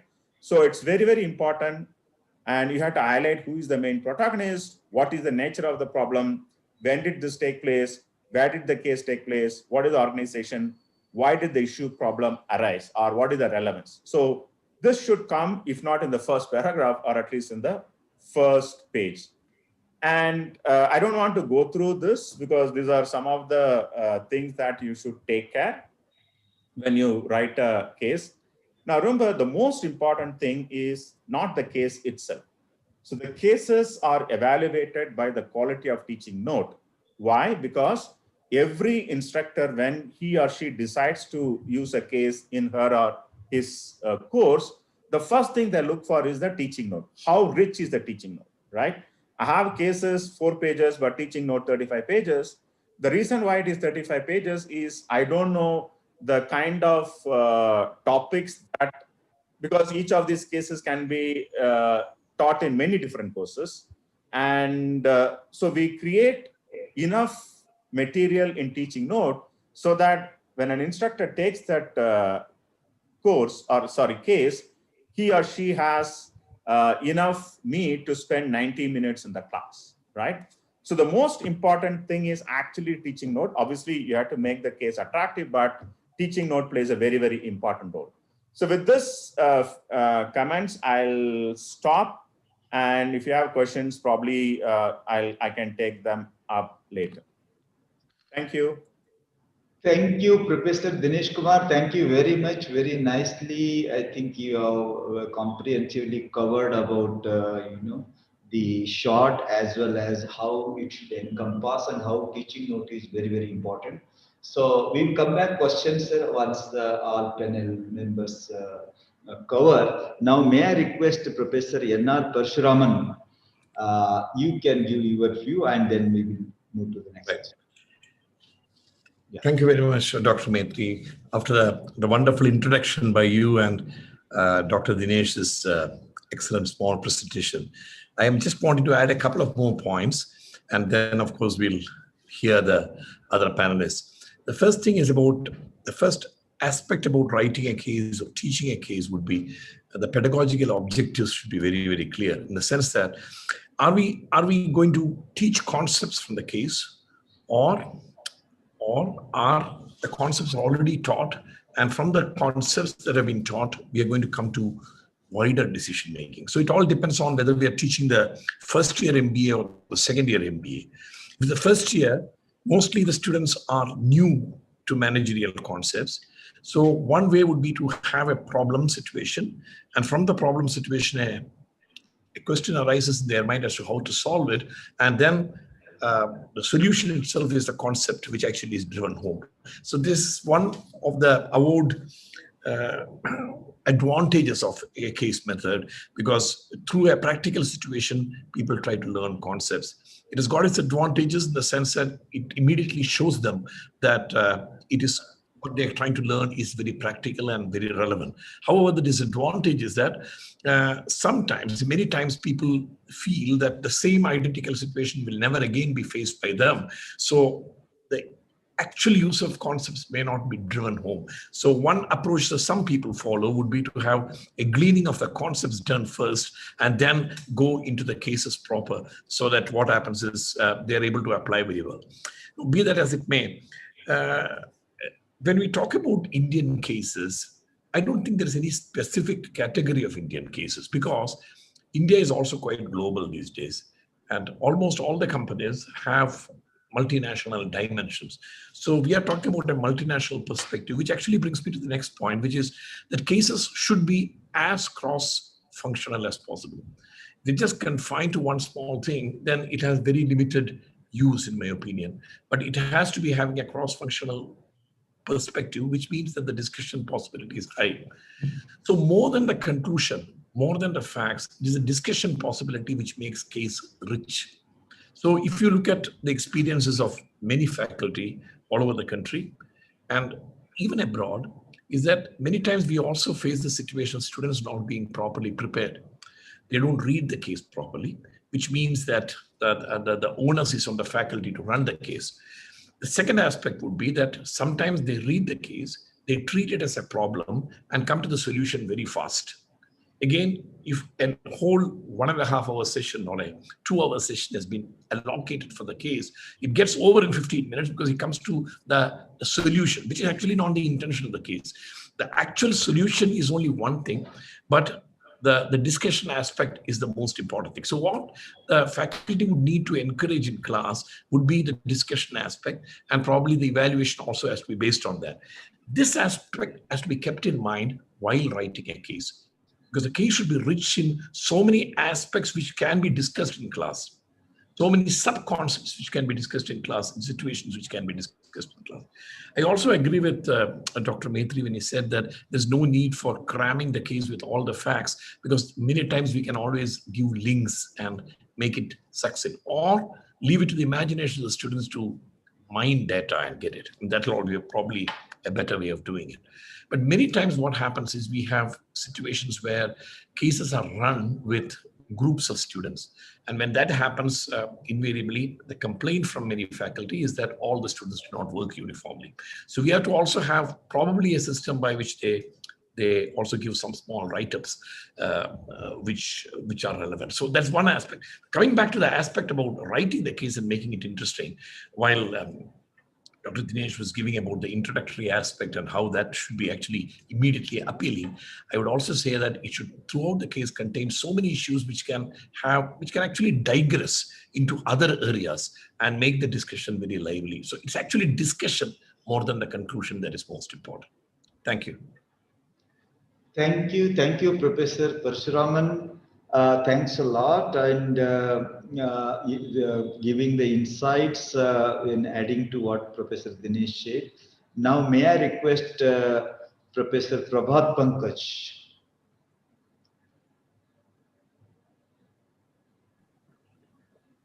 Yeah, thank you, sir. Very good afternoon, everyone. The Chairperson, Dr. Metri, our fellow colleague, Dr. Dinesh, Dr.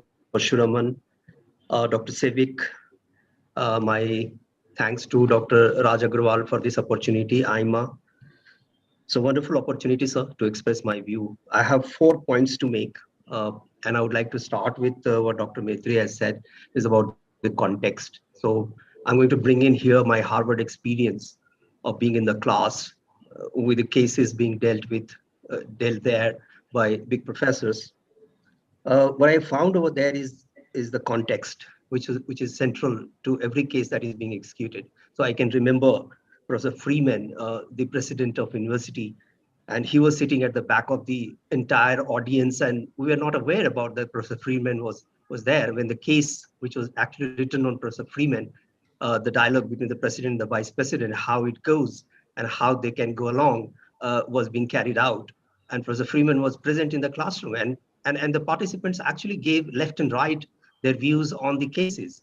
And after all the discussions took place, then Professor Freeman was introduced to all the participants, 120 deans and directors and presidents over there.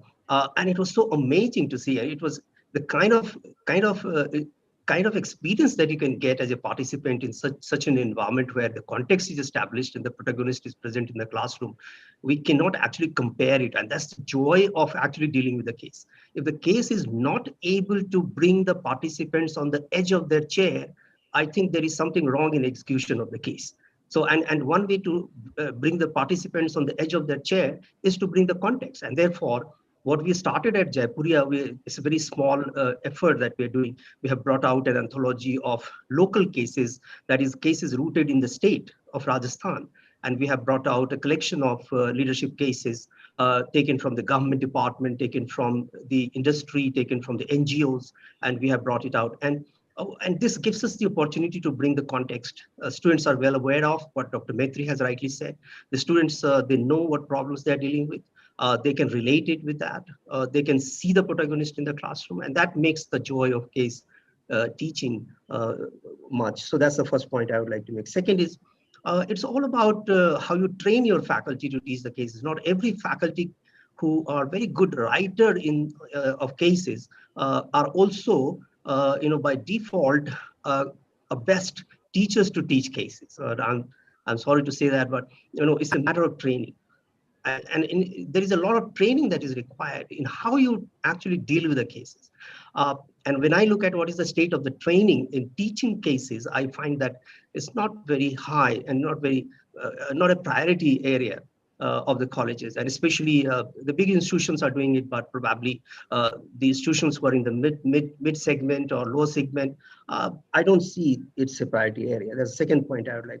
Third point I would like to make is the incentive, because you look at NRIF ranking, you look at NBA call for the NBA calls, what kind of data they are asking for the research and case studies. Look for other ranking agencies, ranking. Where is the case figuring over there? So I had hard time to find out where to fit in this Rajasthan cases, and does it really bring some points in NRF or in NBA? I didn't find anything of that sort. And then the faculty comes back and asks, what is the benefit of writing? Is the institution getting some benefit? Is the faculty getting some benefit in promotion? Is the faculty getting benefits being counted towards the research? Not so much of articulated policies are there with institutions at the same time from the regulator side. And therefore, this is one very big area that all of us have to put our brains together and think about it. So we can set some standards, of course, to bring in some rigor in writing the cases, but focusing on ABDC and Scopus. I don't know, even 10% of those Scopus and ABDC, I'm not against ABDC and Scopus publications, but are coming back to the classroom. I don't see that happening. So if the ABCD and ABDC and Scopus publications are coming back to the classroom, I'll be a happy person, but that's not happening. So where is the impact of these research happening on the society, on the learning of the students? But the impact of case study is direct on the learning. So therefore, it makes a case for thinking about a lot of incentive that we can create here and there. That's the third point. The fourth point I would like to make, the case is also about the infrastructure that you have. So do you have a classroom which is conducive enough for conducting the case? Not every classroom is a proper classroom for conducting a good case. So if you really want to conduct a good case and make students learn and come on their age and talk about these cases even after the class gets over, talk about the professors, the way he has actually put in the cases, and the way he has actually ignited the issues, the way he contradicted the issues, the way the students actually, fought with each other on different arguments. If all these have to happen in the classroom, without which case is not of much use in the classroom, we need to have that kind of infrastructure. So do we have the classroom conducive enough for that?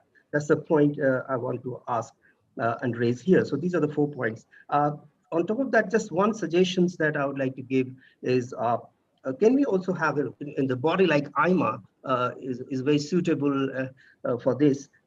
Can we also have some list to be brought out every year, which says that, okay, these are the 100 top Indian cases, of the year, or something like that. And that will be a good enough incentive for people to look forward to see their names in the top 100 cases that they have written in that particular year.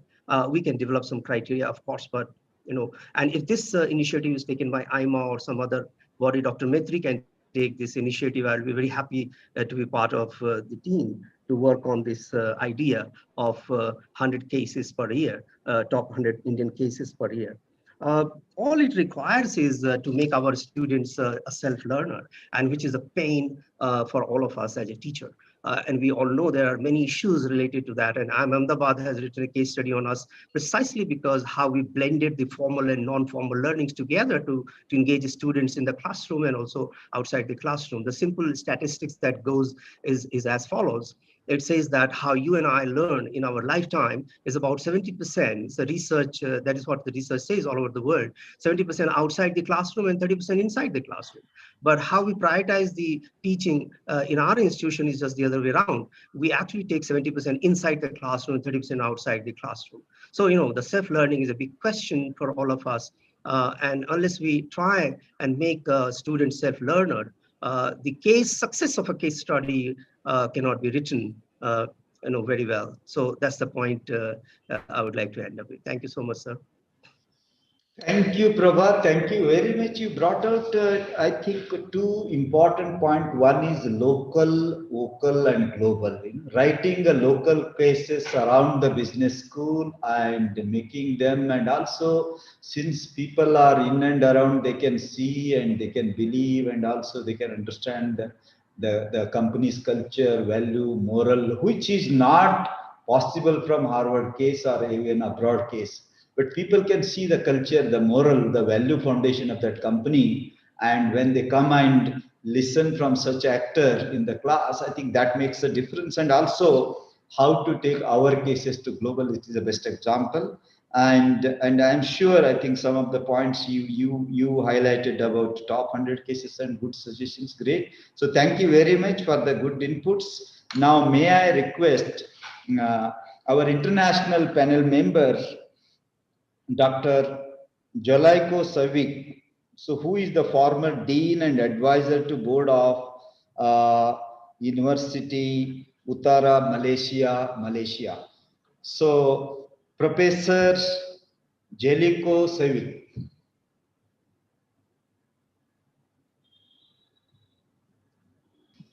Hello.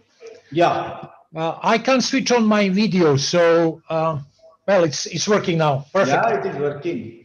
Thank you very much for the invitation, and it's a pleasure to be with you today. Thank you for a very nice introduction, and to the colleagues who put a very nice stage for me just to put a cherry on the cake. So thank you very much for your hard work, making my easier.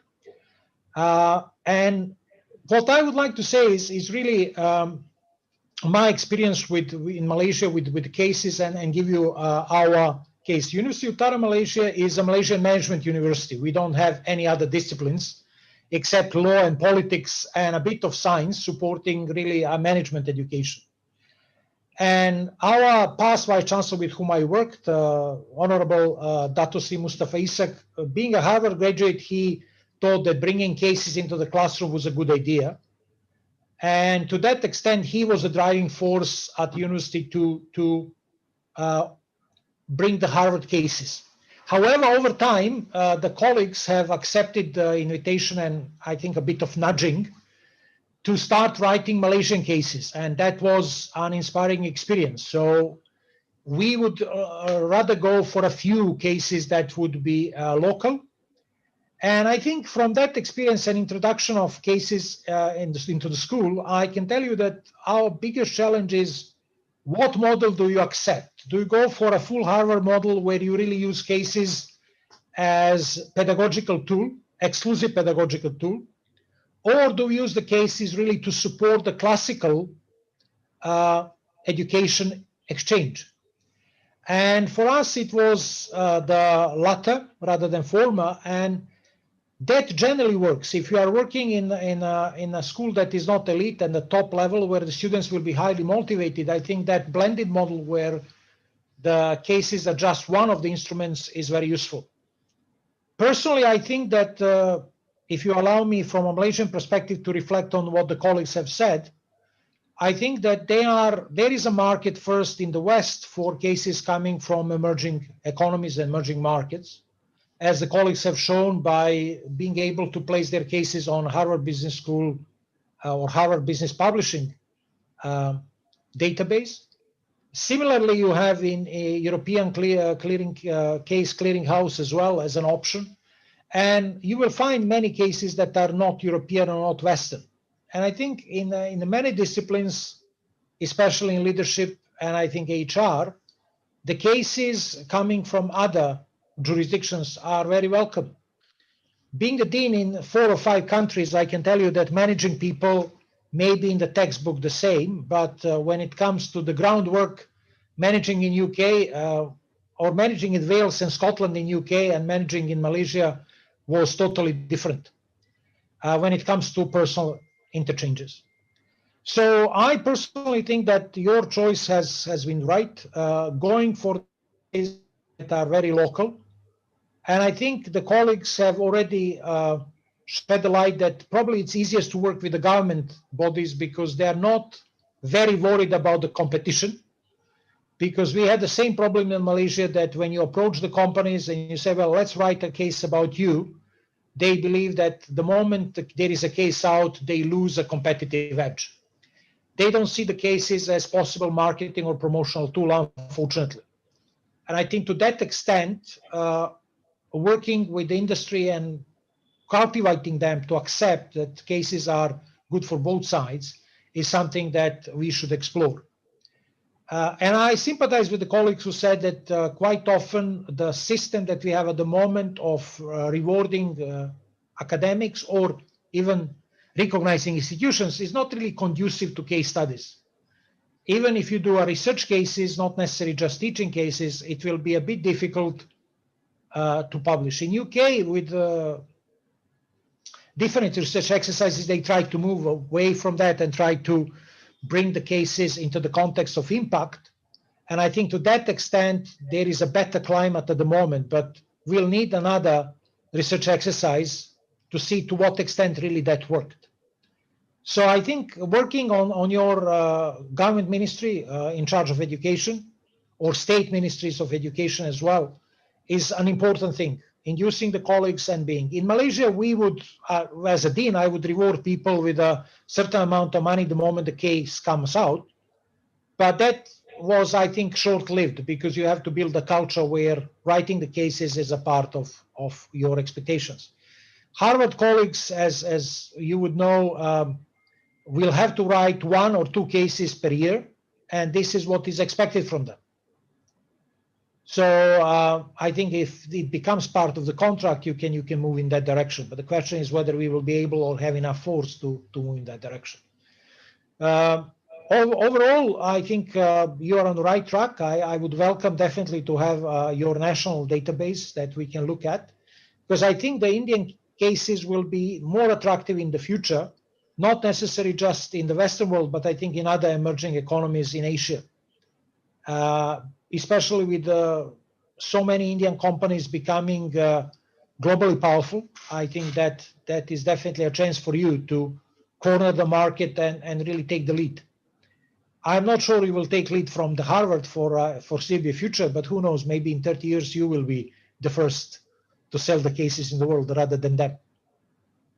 Well, I think that was my 8 minutes. I don't know to what extent I have met your expectations, but I'm more than happy to answer any questions the colleagues might have.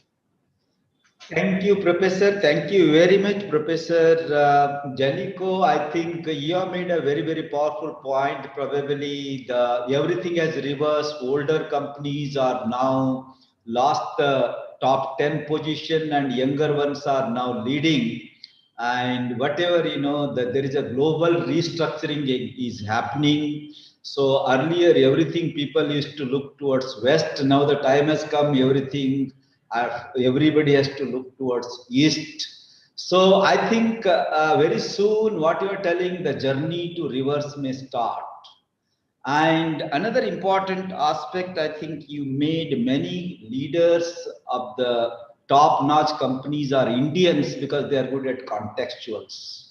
So Indians are good at context and maybe Europeans in concept and models. So that is where the context is changing very often. Digital world is a contextual world.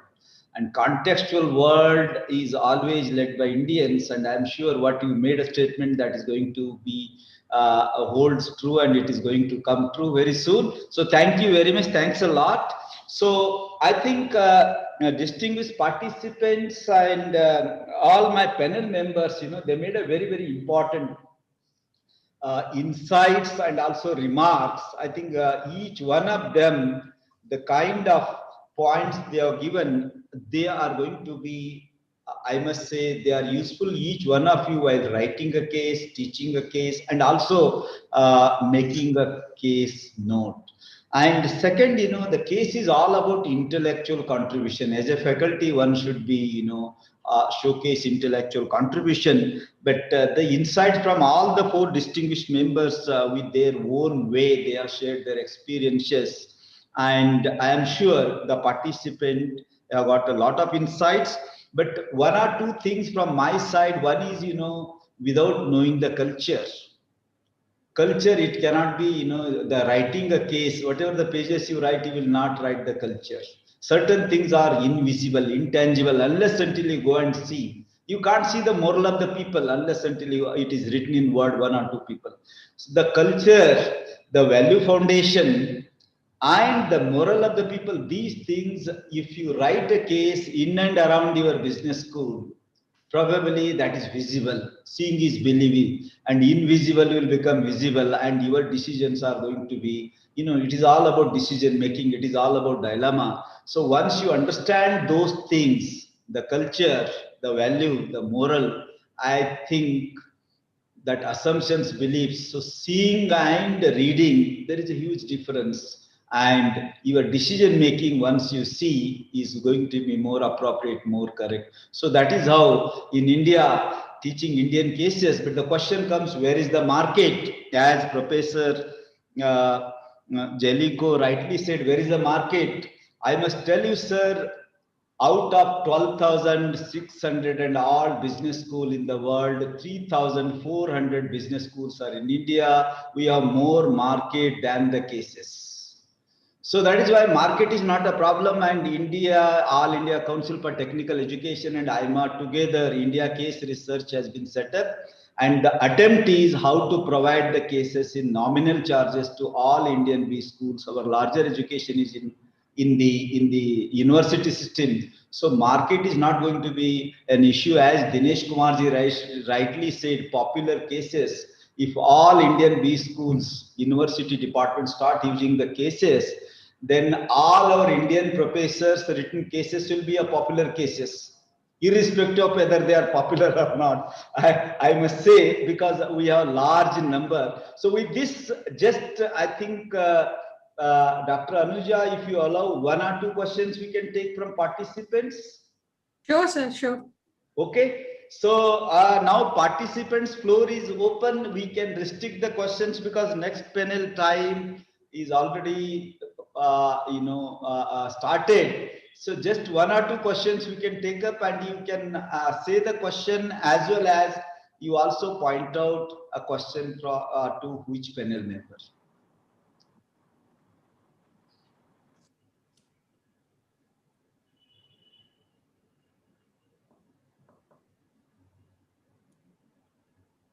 So, and in the box, any questions are there, ma'am?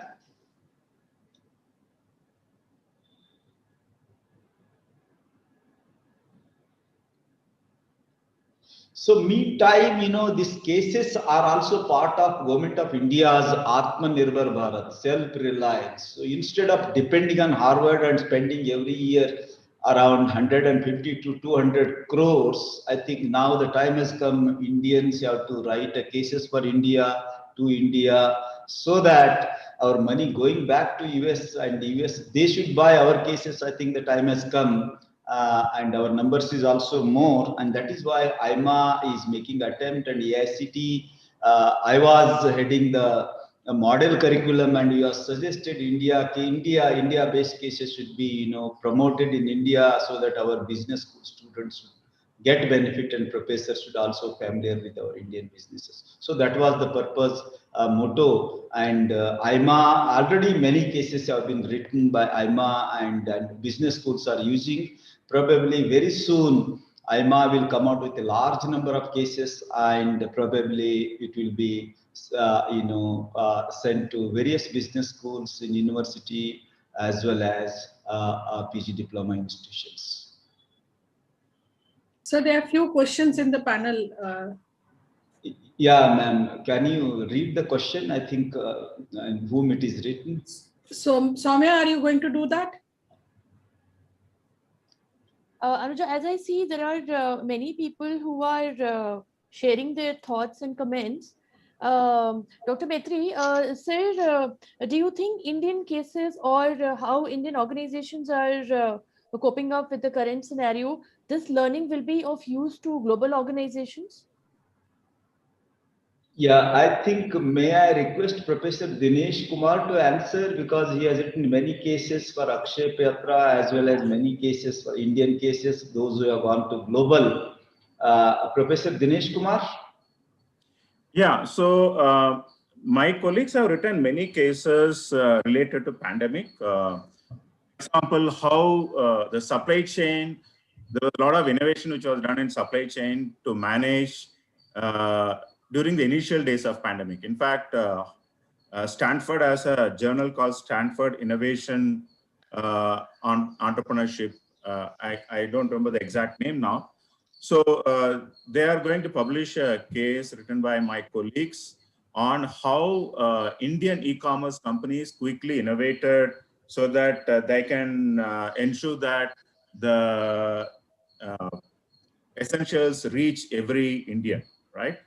So in fact, there are a lot of learnings from how India managed the pandemic. And there are a lot more cases. In fact, many of these cases are also in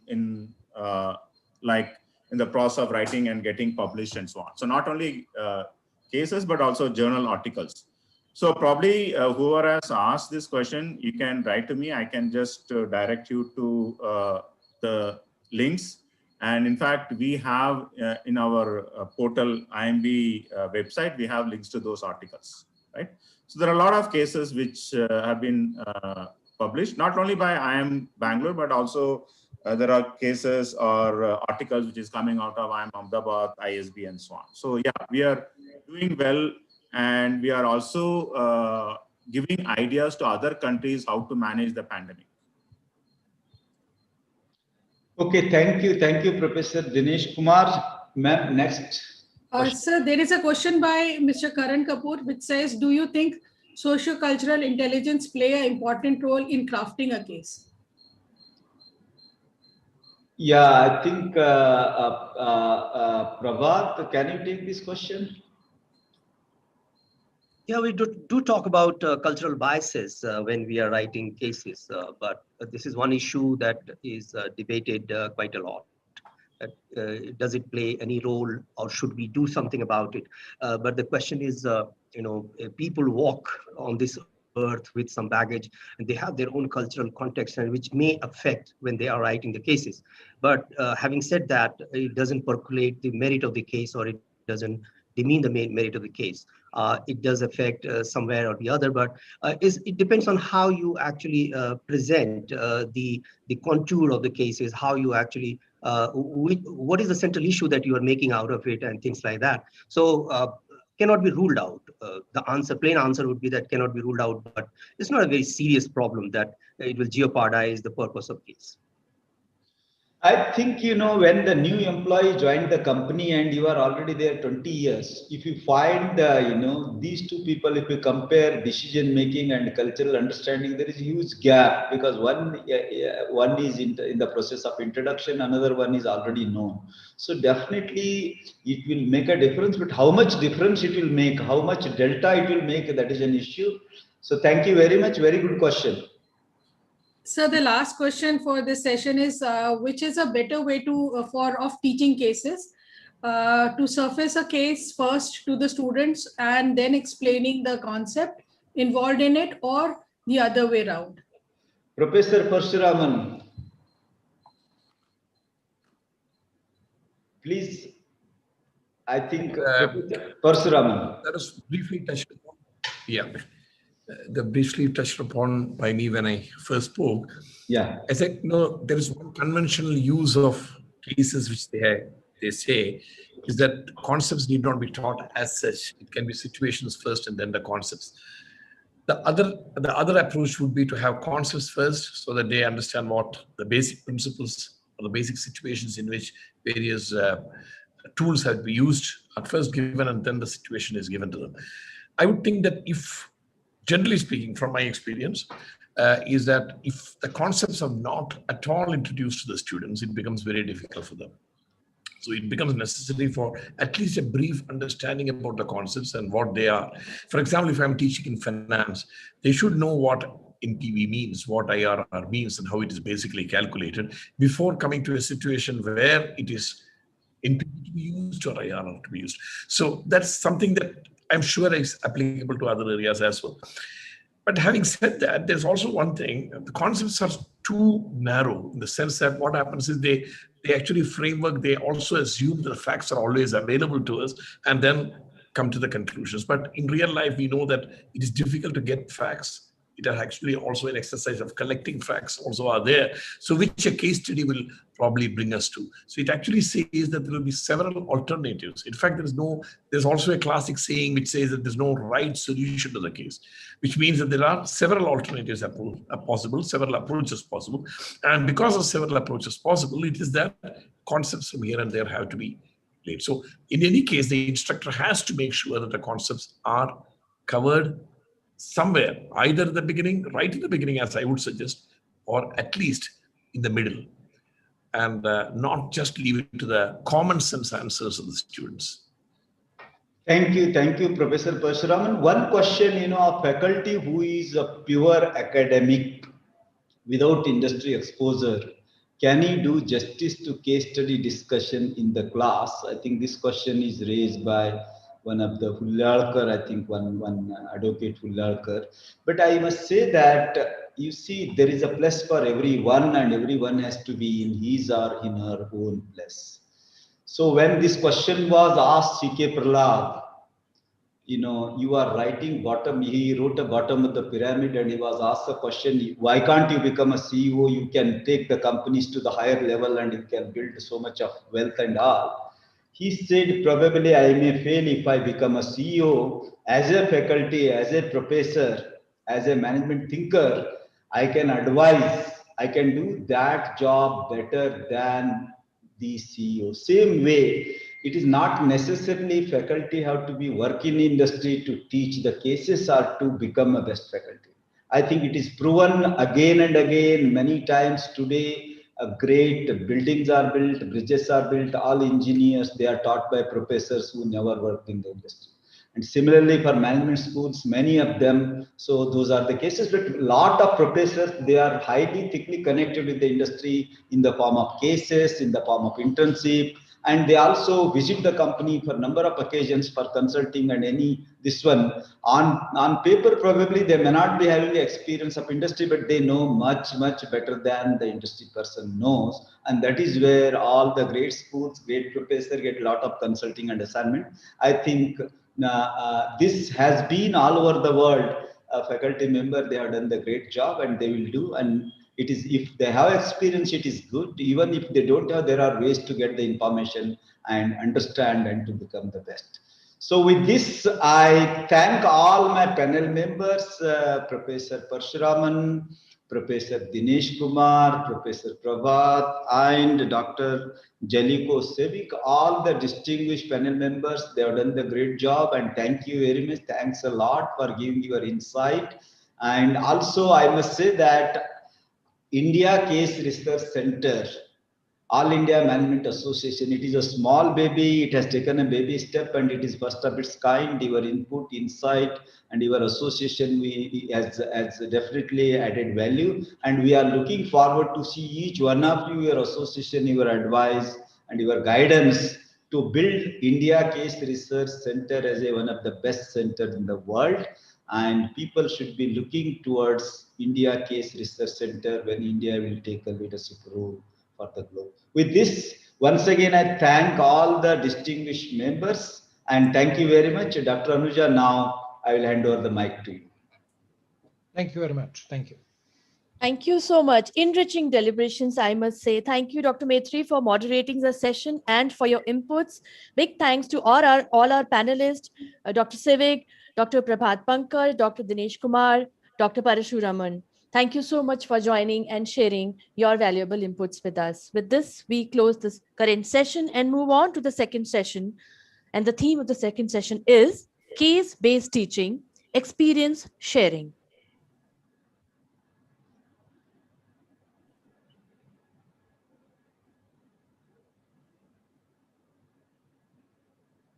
For the second session on case-based teaching, experience sharing, it's my pleasure to invite Mr. Ajit Balakrishnan, founder and chairperson, Rediff.com, as the moderator of the session. Our eminent panel is Dr. Rishikesh T. Krishnan, Director and Professor of Strategy in Institute of Management, Bangalore. Dr. Geeta Bajaj, Professor and Chairperson, PGDM, DCP, IMT Dubai. Dr. A.K. Sen Gupta, founder and convener at Higher Education Forum, and ex-Director SIES, and Dr. Raj Agrawal, Director, Center for Management Education, AIMA. With this, I hand over the session to the session chair, Mr. Ajit Balakrishnan. Over to you, sir. Hi. Hi, everyone. I hope all our team members are right here. Yes. Okay. You know, we had our role assigned to us is to see from our own experience what can we learn about good case writing and production. Rishi, do you want to go first? Sure, Ajit. Yeah, thank you, Ajit. Good evening, everyone. Yeah, so I was just reflecting on a few questions that Ajit sent me before this session. I think a good case has to be quite interesting and gripping. It has to be well written because remember, we're often asking students to wade through several pages of text. So unless the story sort of catches the imagination of the student, he or she is unlikely to sustain interest in the case. It helps if it has interesting protagonists, interesting personalities, people who have something a little strange, peculiar about them, or at least some idiosyncrasies. That's helpful. Again, that attracts interest. A good case, in my view, at least in the field I teach, that is strategy, has both good quantitative and qualitative information. You need to have a story. You need to have details of what the company is trying to do, and it needs to be backed up by numbers. Could be financial numbers, could be product-related numbers as relevant.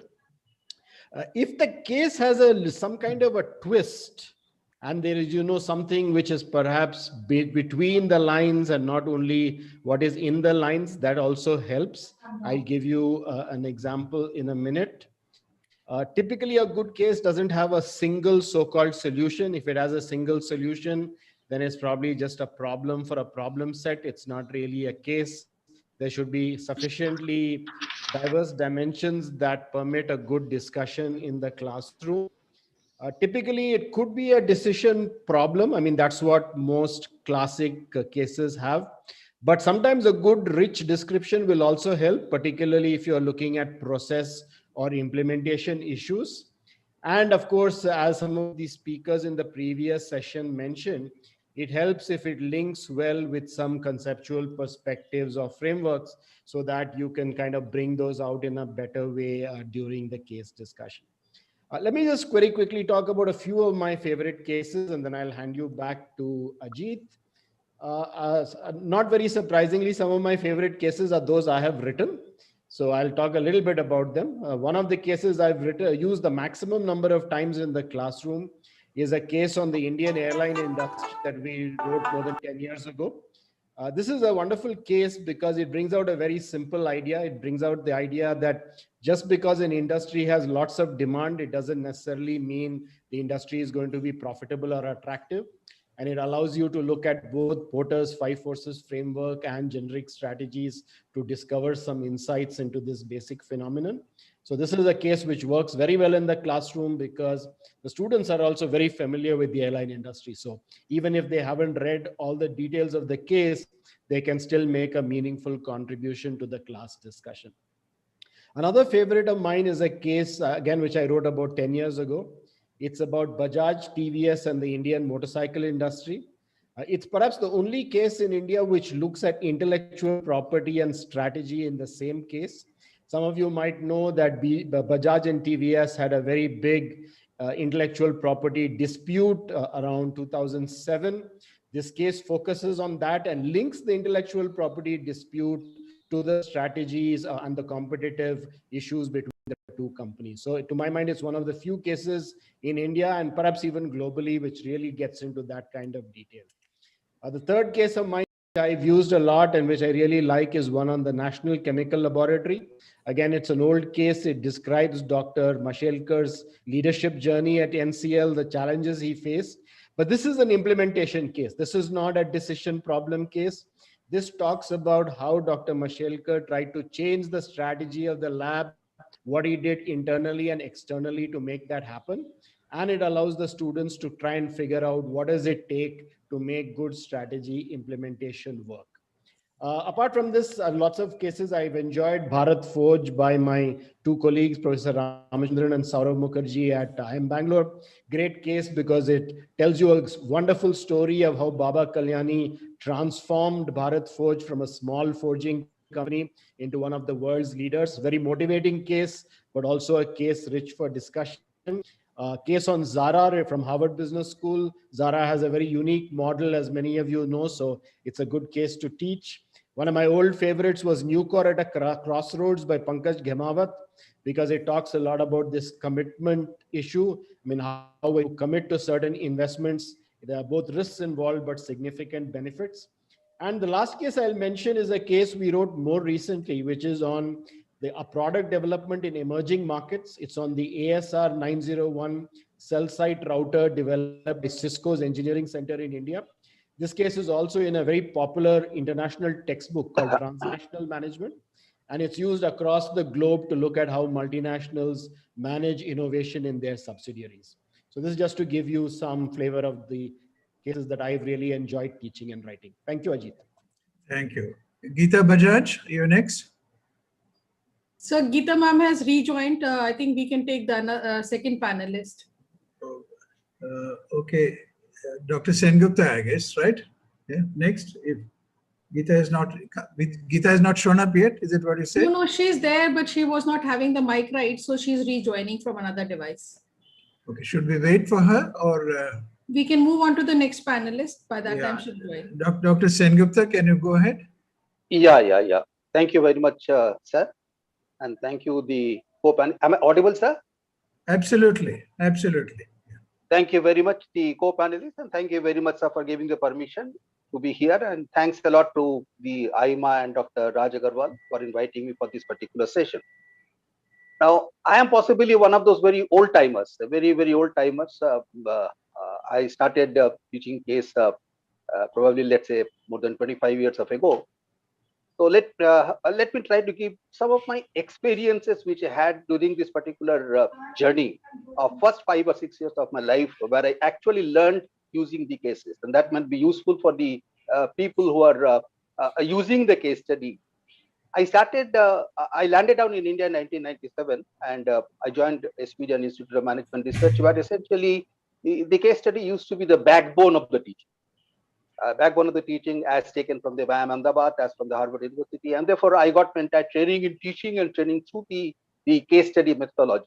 Now let me try to recap some of the lessons which I had when I had my training at the Harvard Business School, when I learned on-the-job training at the SVKM Institute in terms of the teaching. What are some of the experiences? The first experience is essentially that the training of the teachers, teaching is extremely important actually, because we see that there is a lot of inputs which goes into in making an experienced teacher who can facilitate a particular case study. And in unfortunate India, we see that many of there are good cases are being developed actually, but we see that many of the teachers, particularly the second generation, the third generation institute, they are not professional trainers in terms of teaching cases, and therefore there is a lot of problem. And therefore I suggest that AIMA can take a lead in terms of teaching and training and making the professional trainers who can teach the cases the way they should be taught.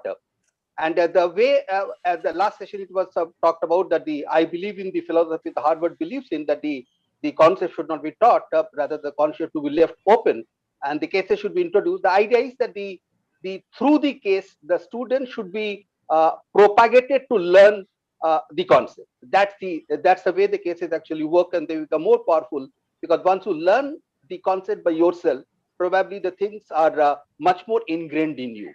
And so that's a professional way of teaching I'm talking about. So that's the way that people should be taught. Second is that there is a lot of participation time is needed for a teacher. That's what is lacking in India. We see in case of a typically Harvard and untenured professor, let me give an example. He or she has to spend roughly about this is our research shows that hardly about 4 to 5 hours of preparation for a case which has not been written by him or her. If the case is written him by her, the thing's a little bit different. So minimum 4 to 5 hours of teaching, and it is not only when you're teaching the case for the first time.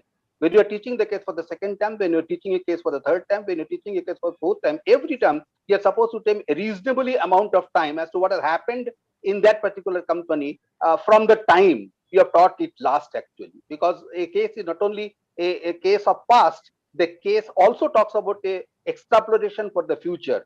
And therefore, knowing the past, knowing the present, knowing the strategy and extrapolating it probably becomes an extremely important thing. And therefore, the preparation time of the faculty is extremely important. So my request to the junior faculty member or the colleagues, the new faculty will be put in that way, to spend a lot of time in the participation term, how to teach the cases.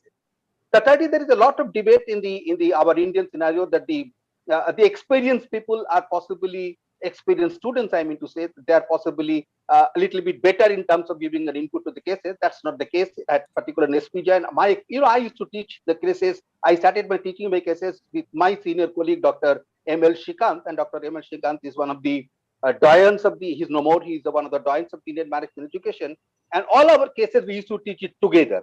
I used to teach finance, he used to teach strategy. I used to teach finance, he used to teach marketing. I used to teach finance, he used to teach HR. We used to teach together. And we used to see that while the experienced student had got some idea, some better idea about the operations of a particular unit, but we used to get certain beautiful, unique, fresh ideas from the freshers. That's very, very important. And therefore, it is not right to say that the freshers, the students, they cannot give an idea. It is how do you give them the time and how to train the student in terms of the teaching. And therefore, we always say that as the teachers should have a 3 to 4 hours time for preparation for the cases, students must have at least 6 to 7 hours of time, even more than that, 6 to 7 hours of time in individual learning, and about 3 to 4 hours time in a group learning, because the students are supposed to be working in a group, actually group learning, so that they're totally putting about 10 to 12 hours in a particular case. But that might happen in a case of India too much. But I'm talking about that's what the roughly theoretical model we talk about, that a student should take at least 10 to 11 hours before one comes to the classroom situation. And therefore, the uniqueness of a fresher sometimes can bring a unique idea, though he's not a fresher, he is not a experienced, and he or she may not have an idea about the operations of a particular unit. There is always a viewpoint that it is easy to teach a functional case than a strategy case. It's not the case. When you are teaching a functional case, you are teaching only the functional aspect of it. When you're teaching a strategy case, you are actually teaching the strategic aspect, the general aspect of it. But our experience has been at SPJ, and I'm talking about our experience has been that whenever we were teaching the strategy cases, we used to have multiple teachers together. We used to have a person who is an expert in HR, who is an expert in marketing, who is an expert in finance, who is an expert in general strategy. So idea is that everybody used to contribute, everybody used to contribute, and that the cumulative sigma effort of the cumulative effect of the teacher used to bring in a much more better result to the students in terms of the teaching actually. The one problem which we had in India, and we still have in India, that we don't have many cases of the small and medium enterprises. We have got a lot of problem because the public list, they are not public listed companies. There's not much of a data which is available in the public domain. It is very difficult to get an interview with the senior people, and so on and so forth. We don't get much of a data from the small and the enterprise.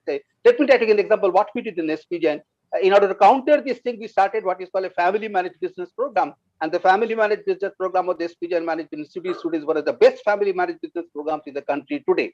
It is probably the best family managed business program in the country today. And in that program, we used to get only the family managed businesses. The people have got 10 crore, 20 crore, 30 crore, 100 crore, 200 crore, etc., etc. So we used to take up, all our students used to take up the cases under the guidance of a faculty of each of these small and medium enterprises. And therefore, over a period of 5 years, we built up about 500 strong small and medium enterprises cases, and we told them X plus. That means if your turnover is 10 crores, how can you reach a turnover of 100 crores? If your turnover is 5 crores, how can you reach a turnover of 50 crores? That used to be the strategic perspective of these cases. And this experiment of starting the family managed business and preparing the Indian cases, they went tremendously. Last small 2 points, that whenever we are talking about the cases, the counter viewpoint is extremely important. We normally in India. Dr. Sangeeta, forgive me for 1 minute. Yeah, forgive me for interrupting. Okay. I'm just taking 1 minute because this was an important point, I thought. The counter viewpoint is extremely important, and India, we are very afraid to take the counter viewpoint. What I mean by counter viewpoint, supposing I'm talking about a beautiful, writing a case, a beautiful school managed by the Delhi government, there is a counter viewpoint by the BJP which says that the schools are not well managed. So that's a counter viewpoint. So the cases, when they're written and the cases when we're discussing the classes, it is extremely good to bring the counter viewpoint so that all the viewpoints can come together. So these are some of my initial thoughts, and we'll be ready to answer any question later on. Thank you very much for giving this opportunity. Thank you, Dr. Singupta. Geeta, can you start? Geeta Bajaj? Yes, I can start. Thank you so much. And with your permission, if it's okay, I'll share a presentation, a short presentation that I made. Sure. Go ahead. Just give me 1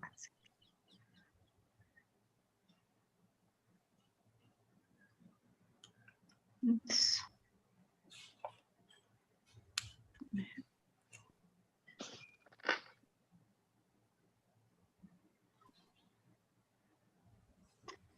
I know we have little time at our disposal. Let me just, yeah.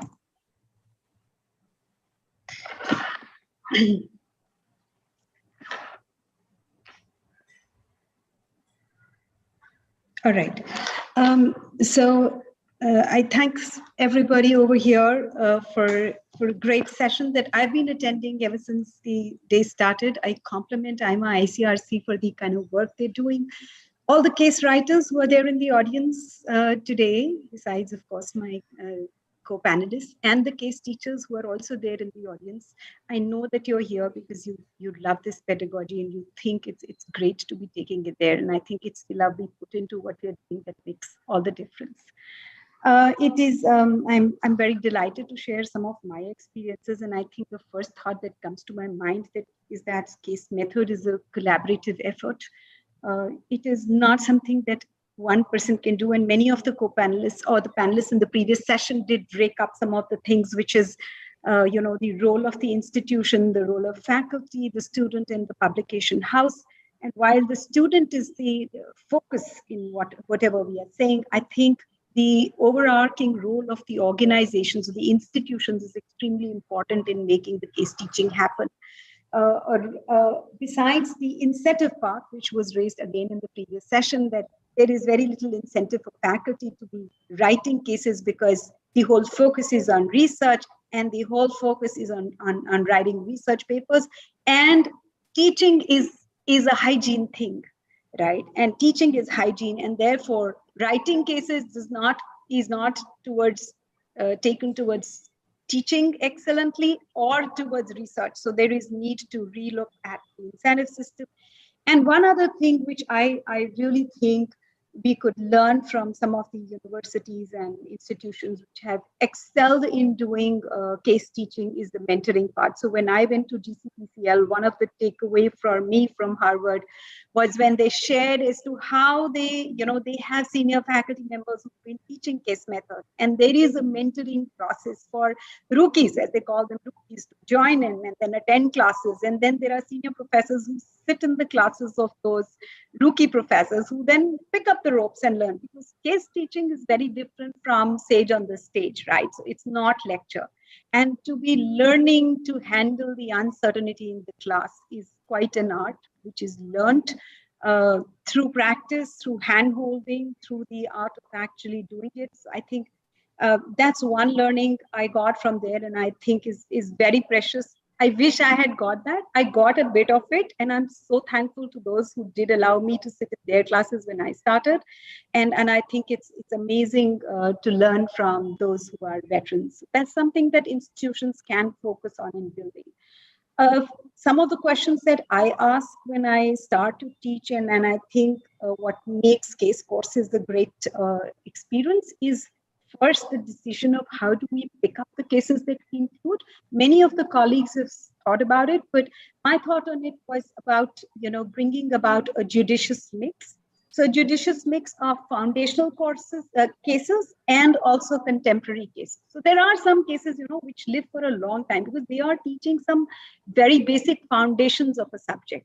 You can't let that go, and you can have new cases also on that, but it's important to teach that, and it's important to talk about the contemporary issues. So is your course bringing in both of those aspects? The other is bringing the international and the domestic, and I say domestic meaning the national context cases, because it's very important that our students who are looking at a global environment and have to function in a global world need to understand what's happening around the world. But at the same time, we should never forget that we are at the end in India preparing students who are going to be working in India, right? And the issues in India can be different from issues in Kenya, can be different from issues in US, can be different from issues in the UK, right? Even COVID, for instance, in Italy was different from what it was in India and what it was in China so it's different, right? The issues throw up differently. And therefore, it's important that while we talk about global platforms and everything, we do still remain focused that we are preparing our students to function in a domestic, to function and join in India in the businesses and then work for India and the global world. So I think that's another one. And the third, which somebody else has already touched upon, I'll not go there, but case that I have taught several times, and every time at least one or two new cases, which keeps the newness and the course for also the faculty, not just for the student. And of course, you have to re-prepare every case every time, but still, it's a good idea to do a little bit of keeping the same as well as the new one. Another important learning that I've had is that the best case experience is always the case that we've written ourselves. So because that enables us to get that 3D perspective. So my writing will still bring a 2D perspective. What's that little side story, the real field base, the protagonist, what did they say, what was the emotion, what was happening on the field at that time? The students just love to know that, and they get a real sense of it because the faculty has gone on the field, spoken to people, and can bring that experience into the class, can even get the protagonist to the class. What do the students love? They love to read about big companies. So if you bring the Amazon case, you bring a Google case, a Microsoft case, they're very happy to learn about it. But I think as faculty, we need to bring a judicious mix again of both. What works best in the class? The real tension. When I say real tension, meaning a tension which is coming from the real world. That is what I mean. That means a tension that a manager really experiences or a leader really experiences when he or she is taking those big decisions. For me, for example, the important thing is always to think from the perspective of my students. So if I'm teaching in a public policy class, then, for example, bringing a case where there's street level bureaucracy and you challenge the student over there with something that you think they should understand and take forward. So for example, there is a case I've written with a PhD scholar, that time PhD scholar, she was an IAS officer herself. The messy picture, which is where there is a CFO who files a case of sexual harassment on a junior employee who has already filed a case of caste discrimination on the CFO. And actually it was a scuffle that had happened on Holi for a small reason, but to save their own self, they go ahead and file these cases. And how that becomes such a big issue for HR, the CEO. Holi is always around end of the year, so near March. So how do you handle all of that? And then that brings down to, the legal aspects of it. And then you dig deeper and find out what is the real cost. So bringing in those tensions in a public policy class really works, but doesn't excite a PGDM student so much, who's more interested in what's happening at Uber and why Travis Kalanick was, forced to leave the board and a company that he conceived and built completely. I mean, an entire Uber brought in the shared economy concept, right? Forced to leave because there were sexual abuse cases in the company, right? So when you bring that to a PGDM class, they're extremely, when I brought that wasn't even a case. It was right in the news. I wrote a blog on it and I brought that into the class and it became such a hit. The students just loved talking about it. So understanding what is my student profile, what is it that they're going to deal with when they go out. So the public policy person is going to deal with street level bureaucracies and policy. And my PGDM student has to understand what is the need to be sensitive to what is sexual harassment, what is abuse, why they have to be conscious today, what can be the repercussions, etc. in the cultures. So this is some thoughts on what makes teaching interesting. So contemporary issues, I think COVID and technology and sustainability, entrepreneurship, innovation, competencies, so much that we hear about all around. I'm not going to speak about all, but I think to me, some of the things which I think are extremely important and I want all faculty members and all case writers to think about. Looking around our own reality. Being in a global world is very important, but it's equally important to look at our own reality. We had the most, heart-wrenching crisis recently, for example, the migrant labor crisis, right? It brought to our notice that there are 400 million people in the informal sector, and that's more than the total population of US, right? And that brought forward issues of minimum wages, social security, health insurance, like so many problems we have. How are we going to deal with it? And can we bring those issues to the class for discussion, right? The realities of working from home for a woman in India in a small city can be very different for a woman who is from an economically well-off, background and is working. Can we bring those issues and sensitize our managers on how they should deal with these real issues when they join the industry? I bring more a OB perspective. I know that the functional areas would bring in more of the other kind, but I think it's important for us to look at that. The biggest challenge that we face is that when we go to the industry, they tell us all the good stories, right? They tell us we've done this big thing, this big thing, this big thing, and we are talking about problems. But I think as faculty, it's important to understand it's excellent that they have done something good, but they did good because they did, pass over certain challenges. And so it's important to dig deeper and find out what challenge did you face when you did that, right? Asking Dr. Balakrishnan, when you set up the rediffusion, what was the challenge that you faced? When you set up rediff.com and nobody was doing it, what challenge did you face? And then talking about that, right?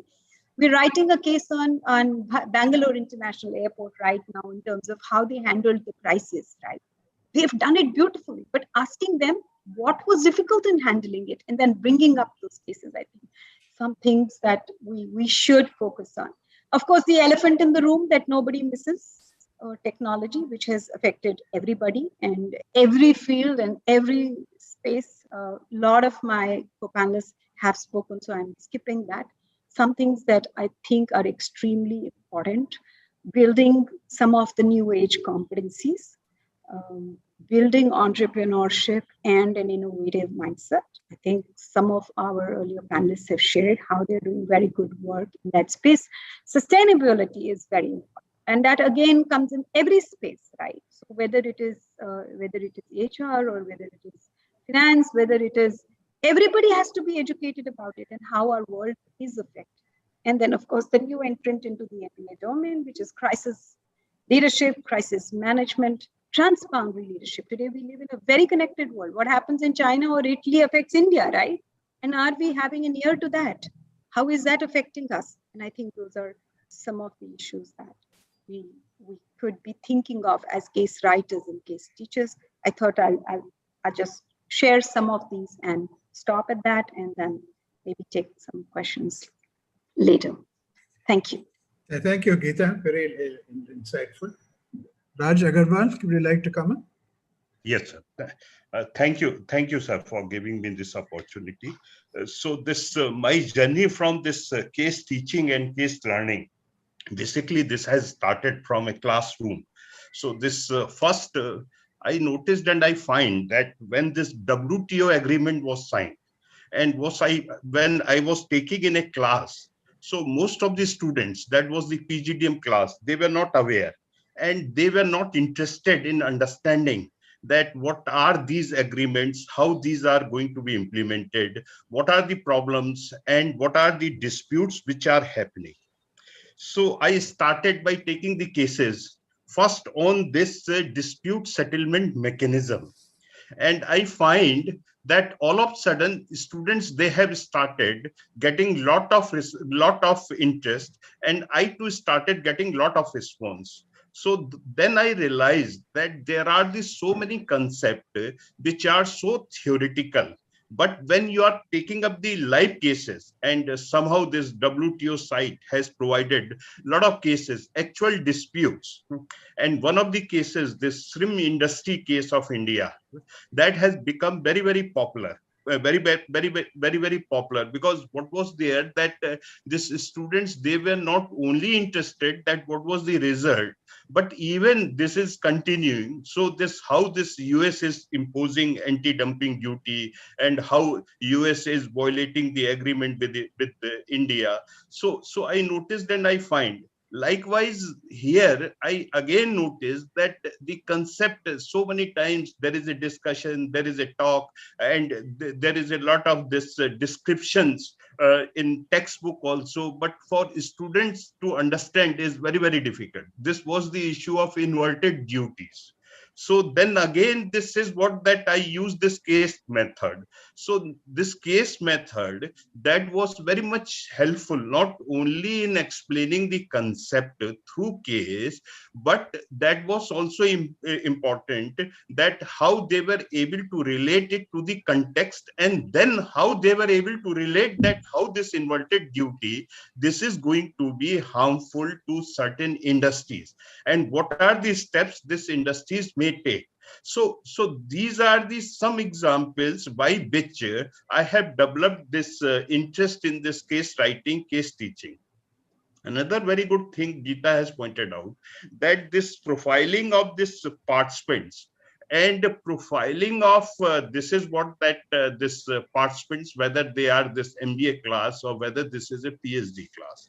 So likewise, this is going to be entirely different. And when this PhD class, this consists of this senior people, and when this consists of experienced people, then this is going to be very, very challenging. I noticed and I find that when you are talking, and specifically in a class of economics, about this fiscal deficit, that this much fiscal deficit has gone up, and this fiscal deficit, this government is going to control fiscal deficit is like this. So most of them, they are neither aware about the concept, nor they are aware about the application, nor they can also draw out any kind of this conclusion that what are going to be the policy implication. Policy implication. So means that again here, this is what that taking this case method, this is going to be very, very interesting, not only for them, but they can very well understand the concept of this fiscal deficit. They can also apply and they can relate. Likewise, in issues like this current account deficit, this balance of payment imbalances, this is what that increase reserves or decline in reserves, this movement in the value of rupee, etc. So in these areas, I find and I notice that this teaching by these cases, definitely this is a very adventurous as well as very learning experience, both for the participants as well as for the teacher also. This one of very senior professor, late Professor K.K. Anand, he gave a idea long time back that, and then I wrote my first case. This is on Vaishno Devi Shrine. So he gave the idea that in India there are institutes which are surviving for a very long period. And he suggested that this Sringeri Sharda Peeth is surviving more than 1,000 years. Likewise, there are the organizations like Vaishno Devi, there are the organizations like Ramkishan Mission. Mostly he said that there are Jama Masjid also. They have this organizational structure and they are surviving from long time back. So why not write cases in this particular area? So then I wrote a case on Vaishno Devi Shrine. And I find that this the religion is one thing, devotion is another thing. But what is most important part, that how this organization is going to change with the changing time, and what was the earlier organization, and how this structure of this organization, Vaishno Devi Shrine, this has changed over the period of time. Likewise, he too wrote a case on this Sringeri Sharda Mutt. And then this is what that a very good insight, that the kind of this succession plan which this shrine is having. So these are the something I think that by doing this case writing, one can draw. Another thing which I noticed that in India, currently a lot of changes which are taking place, but research-based cases are not substantial enough.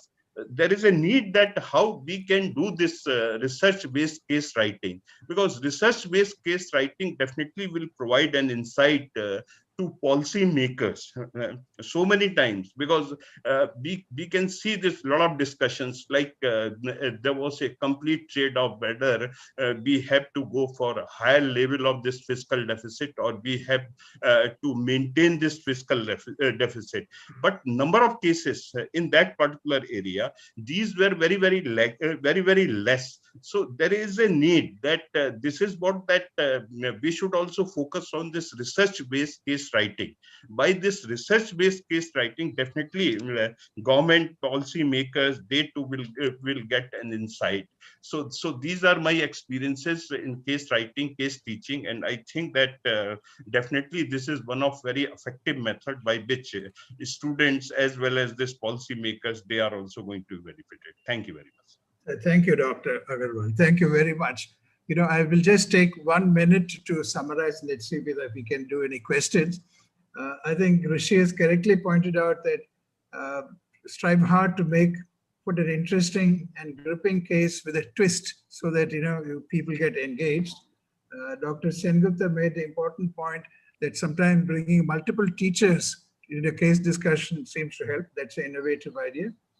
Geeta Bajaj pointed out that just not enough to have just feel-good stories in the cases. Some of the difficult things have to be taken up and challenged. Students must be channeled. And Raj Agrawal, of course, pointed out multiple things. The one which struck me the most was the ability for our business school students to deal with macroeconomic issues is important as well. I have just 1 minute worth of comments, and I hope that will be useful. From my perspective, sitting within the internet industry, I can see that a revolution is happening in the middle management, not just in India, throughout the world, because of work from home situation. A certain multiple layers of middle managers are being abolished. Their role is being abolished. And historically, management schools have gone and supplied middle management to industries throughout the world. So they have to reinvent their management schools, have to reinvent what they're doing and tailor the cases for that. For example, the 4 or 5 stars from India who are today heading Google and Microsoft, etc. They're all product guys. They're not management types. So this is something. The last point I'd like to make is it's very important to do case studies in Indian languages. It's very important because it can't just be an English medium type thing. Okay. I end my thing there. Are there any questions from the audience? Anuja, you have any questions from the audience? Okay. Anuja, you're muted. Please unmute. Okay. Yeah.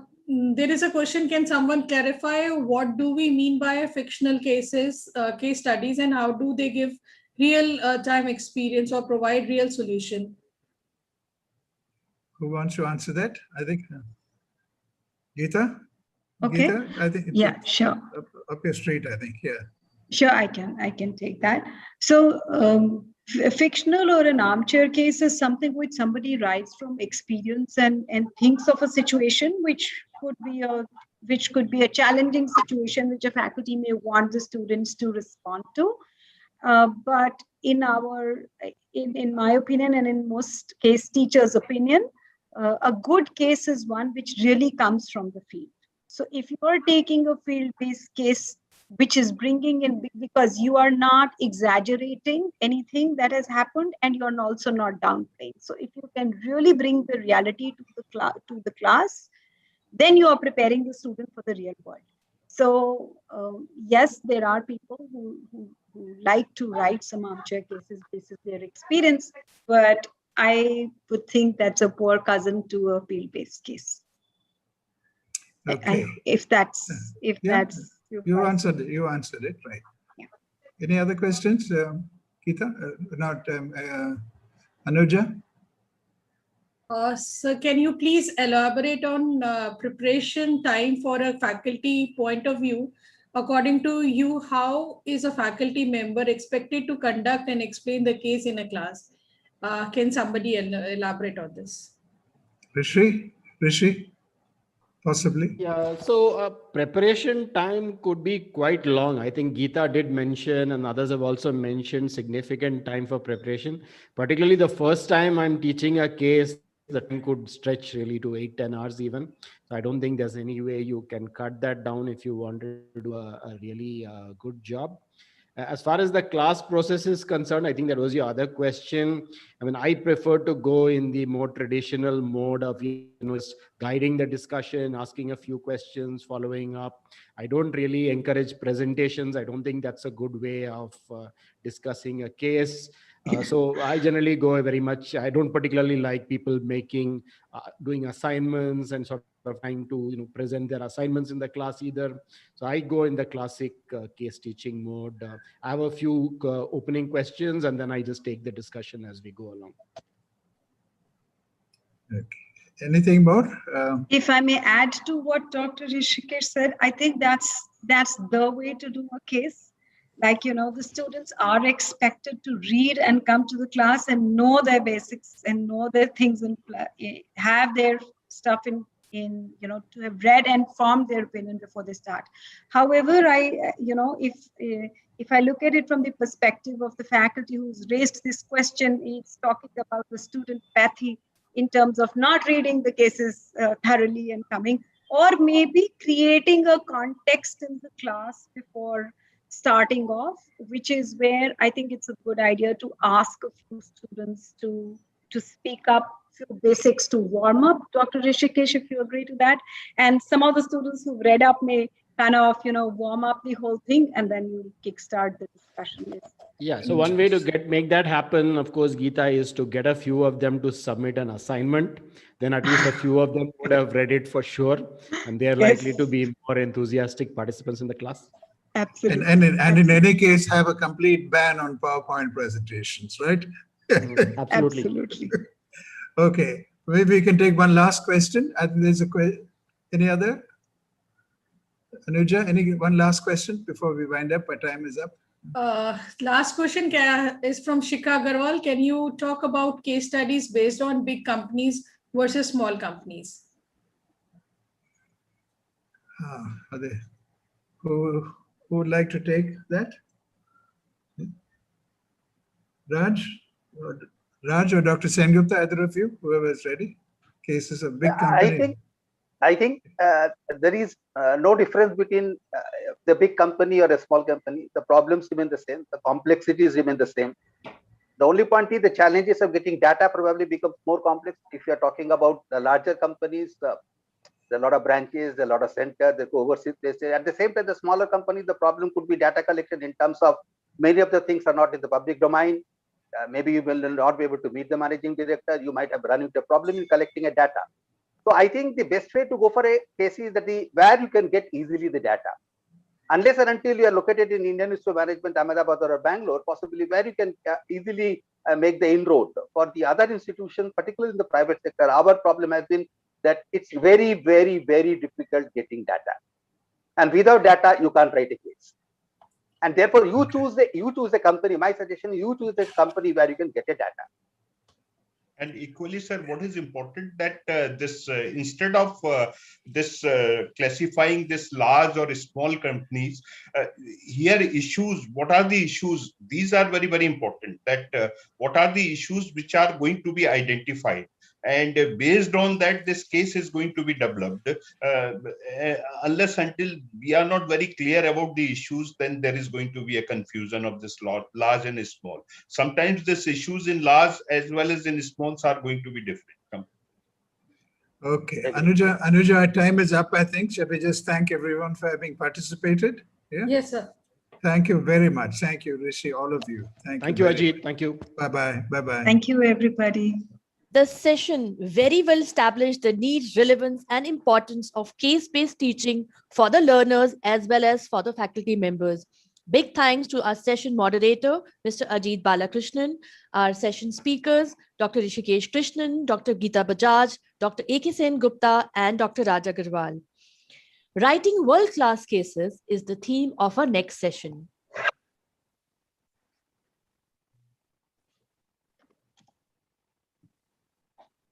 Writing world-class cases is the theme of the current session, moderated by Dr. Rajan Saxena, Chairperson, AIMA ICRC, and former VC and Distinguished Professor, NMIMS. Our panel members are Dr. Charles Dhanraj, Professor, University of Denver, Dr. Syed Zahoor Hassan, Professor, Suleiman Dawood School of Business, Lahore University of Management Science, Lahore, and Mr. Piyush Sinha, Director, Advisory and Research at CRI and ex-professor, IIM Ahmedabad. With this, I hand over the session to the session moderator, Dr. Rajan Saxena. Over to you, sir. Thank you very much, Samya, for this lovely introduction. Let me start by first of all asking how much time do we have? Because we are already at 6 o'clock and we were to be ending at 6:15. So by the original kind of a schedule. So can you really tell us, advise us as to how much time we have? Sir, we can take about 30 minutes for the session. We can squeeze your session by 15 minutes if you feel appropriate. I think we can take 45 minutes. We can, sir, find it out from other panelists if they can spare some time. So because this is going to be very, very interesting session. Fair enough. All right. Thank you very much, Dr. Agrawal, for making the time for about 45 minutes, the original time that was available to us. I'm indeed delighted to welcome my fellow panelists, Professor Charles Dhanraj, professor at the University of Denver, a very dear colleague and a friend from Pakistan, Professor Zahoor Hassan, whom I've known since the time that he was a professor, and then later as the Vice-Chancellor of the Lahore University of Management Sciences.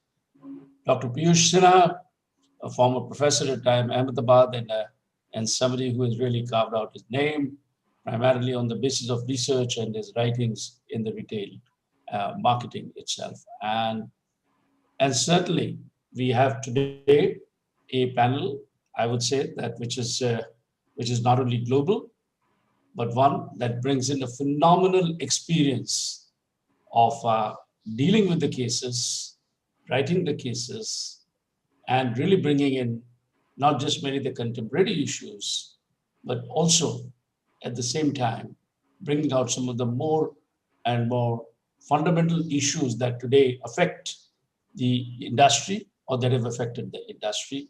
And not just mainly the industry, but as I was listening to the panel earlier, some of the issues that were raised by Dr. Bajaj and Dr. Raj Agarwal in terms of going beyond the industry itself and looking at some of the human issues, or for that matter, legal issues, the political issues, etc., that are today very, very relevant. What I intend to do is I shared a mail with all of, with you, Professor Charles Dhanraj, Professor Zahoor, and Professor Piyush, that each one of you would possibly make about 10 minutes of your presentation and or an opening remark that they would take in about 30 minutes or so.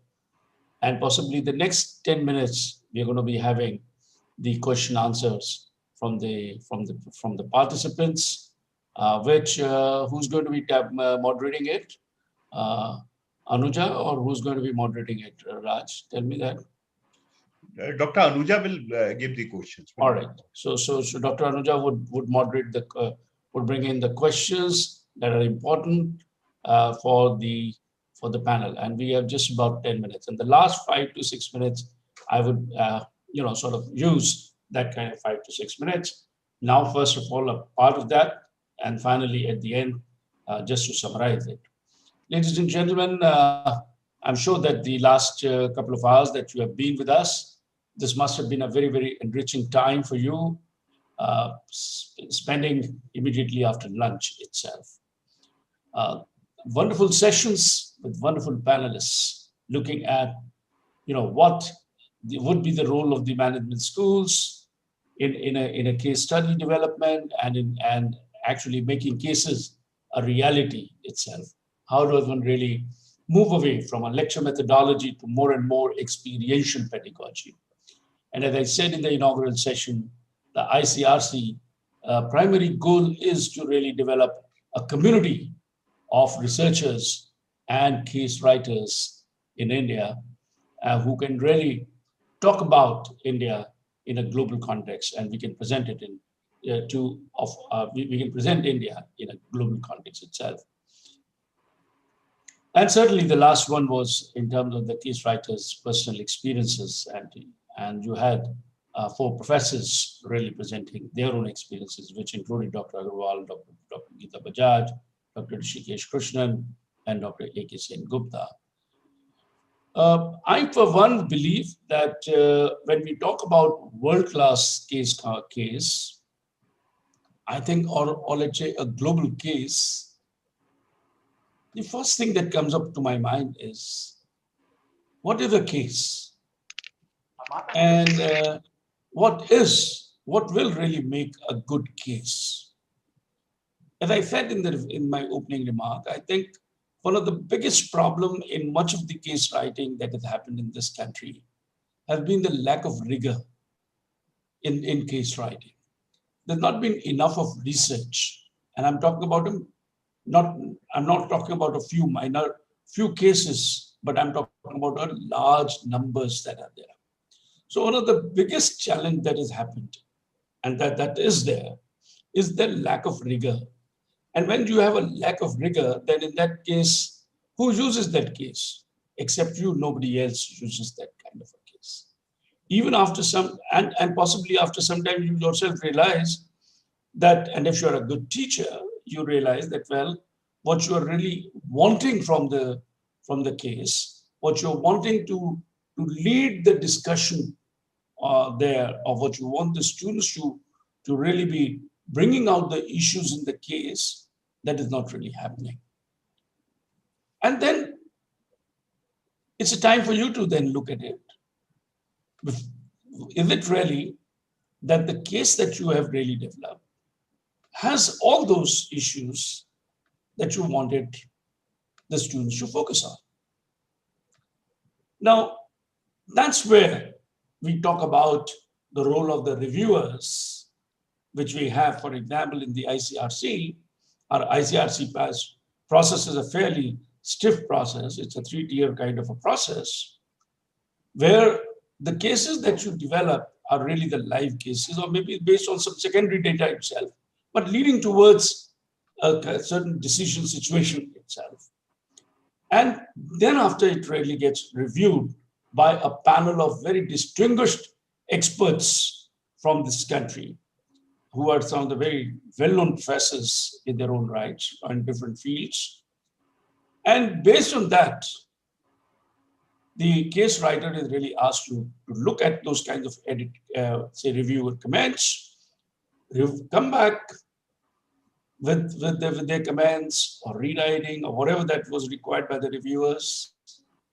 And once that satisfies the reviewers and the editor, it goes to the editorial board for the editing purposes. And there are regular kind of editors who really edit it for English, for grammar, for let us say, everything that is really required. And then finally it gets handed over back to the case writer for getting the company's formal approval. A very important part of a case writing is the formal approval of the company for the data that one is really going to be using for the learning purposes. And the next part is that of the teaching notes, because one of the, again, the missing link is the teaching note. And if you haven't really prepared a good teaching note, the case cannot necessarily, the case suffers with some kind of a limitation itself. And finally, once we have got all this, the case is ready for an upload on the India Case Research Center. With these kind of stuff, the question is therefore, what is a good case? How does one develop a global case? in this kind of a context? What are the issues that are going to draw the attention of the management schools across the world and the students? And finally, is there a story that one can really build in India, South Asia itself?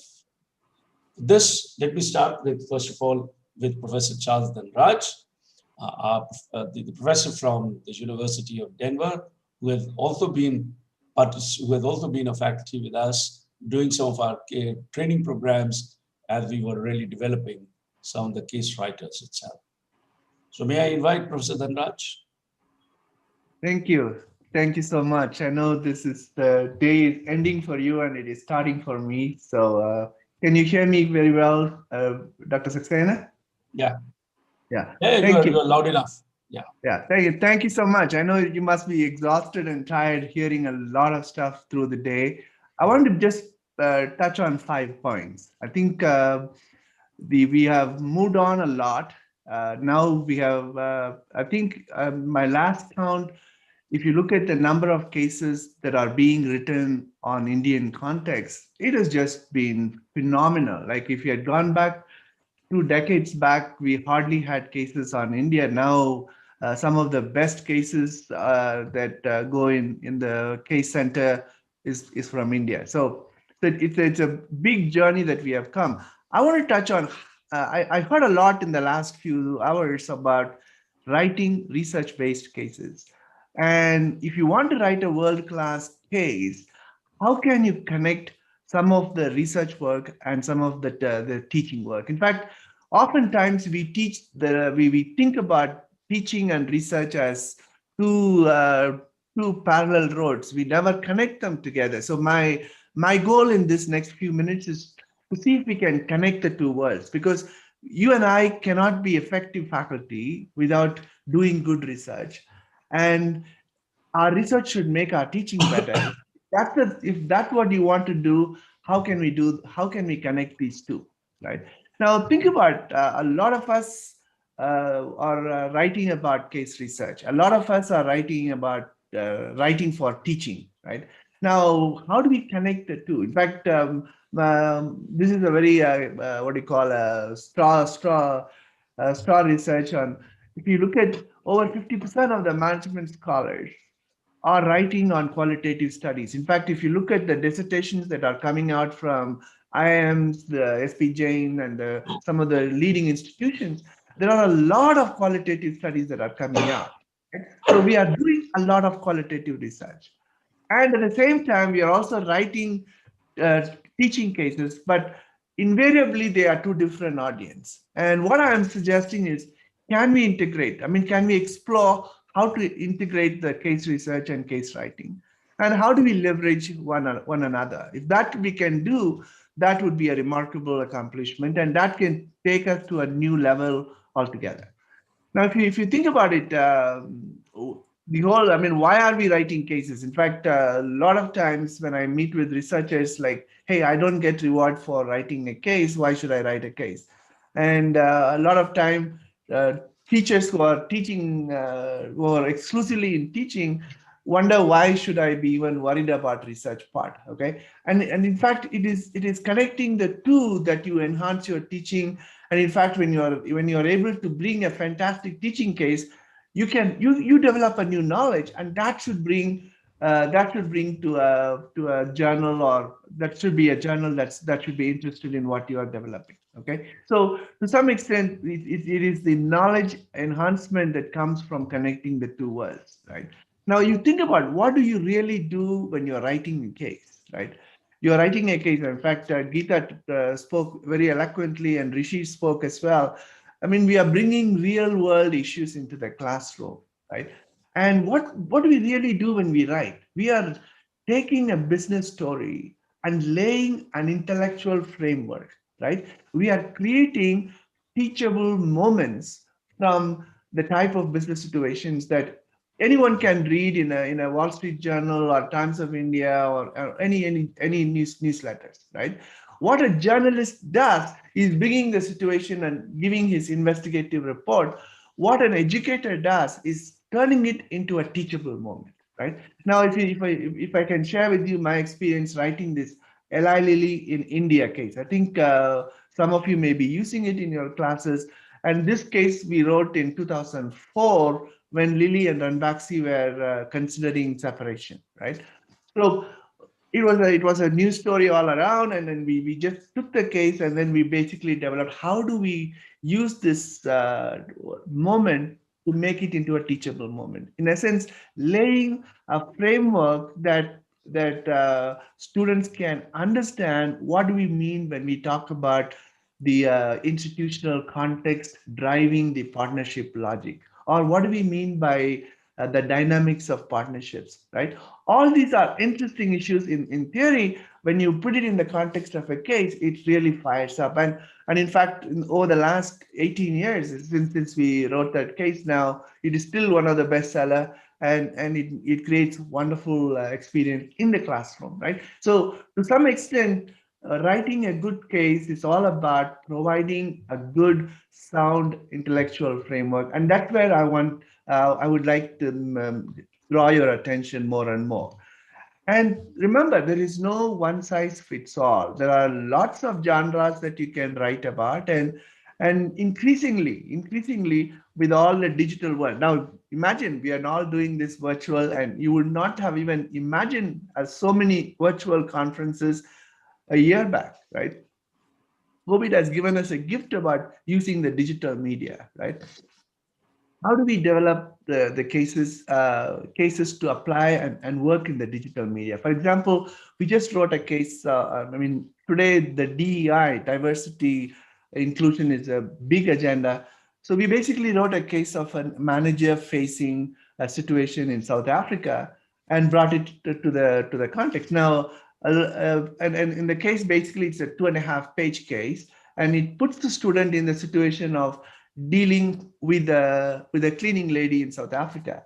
And we just get the students to start doing the role play. In fact, it's a lot of the teaching is not just coming from negotiations or from the class discussion, the Socratic discussion, but it comes from just getting them to take on a role and role play. So in a digital media, it works beautifully, right? Once the students experience the role play, you can bring them back and get them to debrief, and then bring them to apply the context, apply that knowledge to the context. So think about using multiple genre, and that could be a phenomenal help. And finally, this is my fifth and final point. A lot of you are writing cases. Why don't we try to take it and use it to see how we can advance the research side? Can you think about it? In fact, I'm putting 4 different models where you can use. For example, the Eli Lilly in India case that we wrote basically provided a foundation for a lot of what I did in research that was published later in other journals, right? So use your case to understand a phenomena and build up your research side. Number 2, you can think about a case to sort of 2 different sides of the coin. For example, Rishi is here. He was a co-author on that. In fact, one of the doctoral students, in fact, she's a professor now at IIM Bangalore. We wrote basically a study on Cisco, which is now one of the bestsellers. In fact, one of the bestsellers in the case center in Europe, and it was also published as an SMR article. In a sense, the article provides the research framework, the case provides the teaching. So think about your case as a two-sided dragon in a sense. One side you can address the teaching issue, and another side you can address the research issue. Or think about it as a kaleidoscope. In a sense, a case we wrote on, in fact, Glenmark, Biocon, Gilead. In fact, we wrote a series of case studies on biotechnology firms or pharmaceutical firms getting into research. And that eventually turned out into a manuscript, which we are still under review for doing what we call as scaling social ventures. How do we address some of the social issues with research? So you can combine multiple cases and use it for building some of the research work. And finally, the multiple cases for complex phenomena, like if, some of us who are teaching in international management, we use Bartlett and Ghoshal. The whole work started as a series of cases on multinational corporations, right? And that's a great model. Like, given some of the big issues that are unfurling in India, corporate governance or whatever you want to take it, writing a series of cases and then using those cases and connecting them into a research framework. Those are wonderful opportunities waiting for us. Thank you, Dr. Saxena. Thank you. Thank you very much, Professor Dhanraj. You made some very interesting kind of an observation with regard to the case research and case writing and the integration that is really important. There's also in terms of linking the teaching and research scholarship, and I'm going to be coming back to you on this, particularly when we really talk about it from the perspective of global collaboration for case writing. Because when we start talking about it in terms of the global case, how can we really encourage such a kind of a collaboration between the faculty members, and that can really help us to develop a good case study. Professor Zahoor Hasan, would you like to now take the stage? Sure. Thank you. Thank you for this opportunity. I think for being part of this conversation for the last almost an hour, and I think a lot of interesting ideas have come in, so I'll not repeat. And I think our colleague earlier on important lot of perspectives. I'll just add a few things from my own experience. So I've been writing cases for the last 35 years and started writing cases primarily because I had to write cases. That was the requirement of the institution which I joined. And I was told in the first week of my job that, okay, go meet this organization and find out whether you can write a case. So that's how it started. But over the years, my approach to case writing, and I have just 3-4 cases already in review right now, has evolved.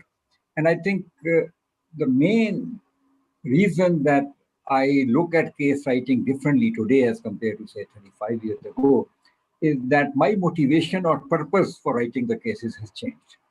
So I would suggest to everyone that if you want to write a quality case, and if you have a quality case, it's going to become a world-class case and use the others. And then when you define what will be needed to have a quality case, I think a lot of things have been said.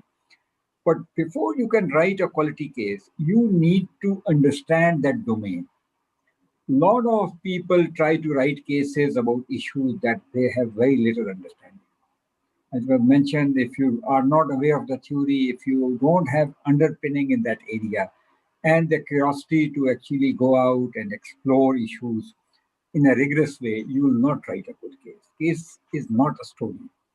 Because whether we like it or not, case is not an actual situation. It is a situation, you take things from an actual situation, you slice it, you dice it, and you edit it to achieve a certain purpose. And many of the good cases need to leave out certain things and need to provide additional information which the actual decision maker never had in order to achieve the learning objective which I mentioned earlier. So you need to have some clarity in terms of what you are trying to do. And you need to have a very high level of curiosity.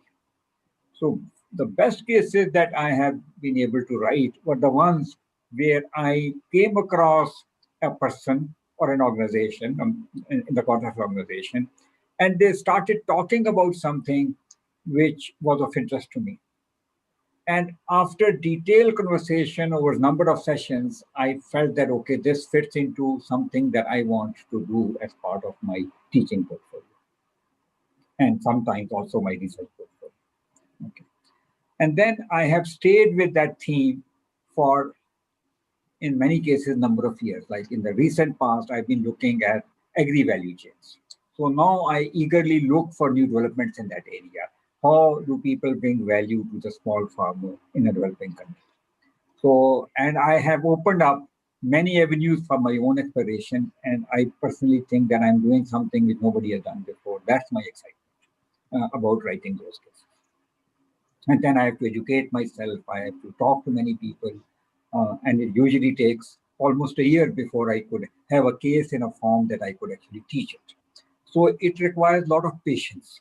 If you want to develop something original, it will require a lot of patience, talking to a lot of people, looking at background information. So if you want to write a good case, you need to make sure that you don't put too much time pressure. So that's important. The second thing which has helped me is that when I realize that I am entering a domain where I don't have all the background and I would like to have another colleague join me so that they can bring in their expertise, I have been then open to actually partnering. If I want certain type of analysis done in the case, because case and the teaching note go hand in hand.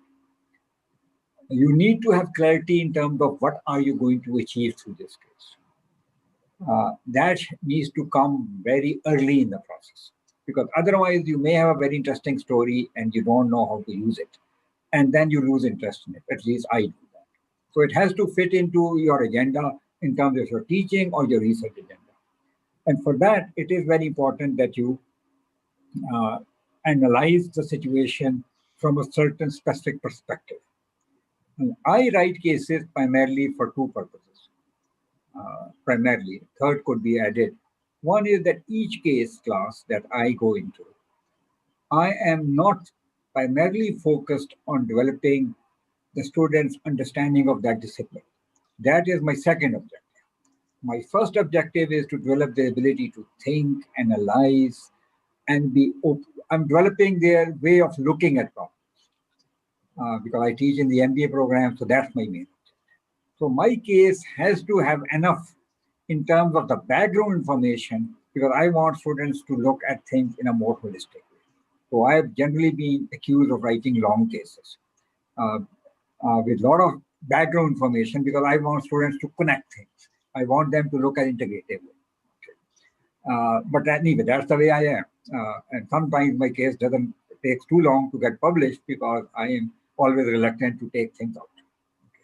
That links in with my style. In class also, I'm trying to bring in those. Even I teach operations, I want to talk about the human side, I want to talk about the regulation side. So a case is in many ways a reflection of your own approach to teaching, if it's the main purpose is teaching. So you have to not mimic somebody else's style. You have to take a style which fits in. But if a really great case is the one that others can also teach. If a case can only sing in class, if you are the singer, then it's not a good case. And for that, you need to have a comprehensive teaching. You need to develop a way of explaining to others how the case could be used. And for that, of course, you need to link up with theory, you need to have a teaching plan, you need to have, and in my cases, all the cases which I send out for review have been taught in class on a trial basis, maybe 2 to 3 times. I would not write the teaching note, even the first draft, unless I have taught the case once. That's where the real case emerges for me, because I know what works, what doesn't work. And then you have to be willing to make those adjustments, make those edits, add things or take out things. So those are a few things. A lot has been added, already said, so I would not like to sort of repeat that. So basically, to sum up, your purpose has to be very clear, you have to be very patient, it has to fit in your own style and your objectives. I have had a couple of situations where I had a collection of cases from where I got a research article. And that was, in many cases, or in all the cases, actually an afterthought. So once I had a series of 4 or 5 cases which covered a certain domain from different angles, I was able to get a decent article. One of my cases which got into CRJ got there because of the colleague who was working with me. I lost interest in that case once it was good enough for me to teach in the class. But he needed a publication. So he kept working on it and added a lot of bells and whistles so that it could be published. I never teach the published version in the class. I teach the earlier version which suits my requirements. So which is available as our own case, not the published case. Many of the published cases, in my view, lose the things which work in the class. Because when you have 3 or 4 reviewers who are trying to tell you do this, do that, you lose a lot in that process, in my view. So that maybe I'm going against the grain of things. A published case in a journal may not be the best case to use in class. So I don't know, I can take questions, but this is what I need to wanted to share with you. Thank you, Professor Zavor and Piyush, Professor Piyush Sinha. Good evening, everyone. whatever I've been hearing so far from such stalwarts, maybe I will be repeating a lot of it actually, because the crux of what Professor Zahoor and Professor Charles were talking about. I'm going to show you a slide, small slide, which is I think it's going to be repetition, but I still take it. Before I get into the slide, I must say one thing, that I write cases for myself. I do not write cases for anybody else. And therefore, I don't have anything in front of me when I write a case. In the sense that, yes, it's like a story. When you're writing a story, you're writing it for yourself, the way you see the world to start with. Then, of course, you know that the story has to either fit or not fit, or whatever it is, has to serve a purpose. And the purpose is, of course, a business decision to be taken. So the first thing that I always keep in mind is that I never write a functional case. Although it could be slotted under a function, under a topic or whatever it is, but I always take it as a business case. Because there's no problem which is a functional problem in business. We all know it. And therefore, until this I learned a little later, but what I realized that unless I create a 360-degree view or allow people to have a 360 view of the problem, they will not be able to solve the problem as such. And therefore, in most of my case teaching also, with my cases which I've written, there's a lot of inside in the case, outside the case. I keep moving from inside the case to outside the case to bring in the real example also, because we all know that there's a limitation to the case. It is time, it is restricted, and many times what happens that, you know, most people would have already read about what the company did. So in that case, the question is not about what the case is, what the company did. It's a question of what I would do if I were in that person's place, as simple as that. And that is where one has, when I write a case, I simply see, am I able to create a multiple view of the same problem so that one can arrive at a good decision. And the most gratifying situations have been where actually number of times we discussed the case of the company that I was doing a training program for, and that led to development of strategy of the company, completely new way of looking their own businesses. You know, that is the aha moment. You know, which when you look at that, you wrote a case, it brought different dimensions of thinking, and the way you discuss it, the company went back and said, yeah, I think we have got a new strategy to be looked at.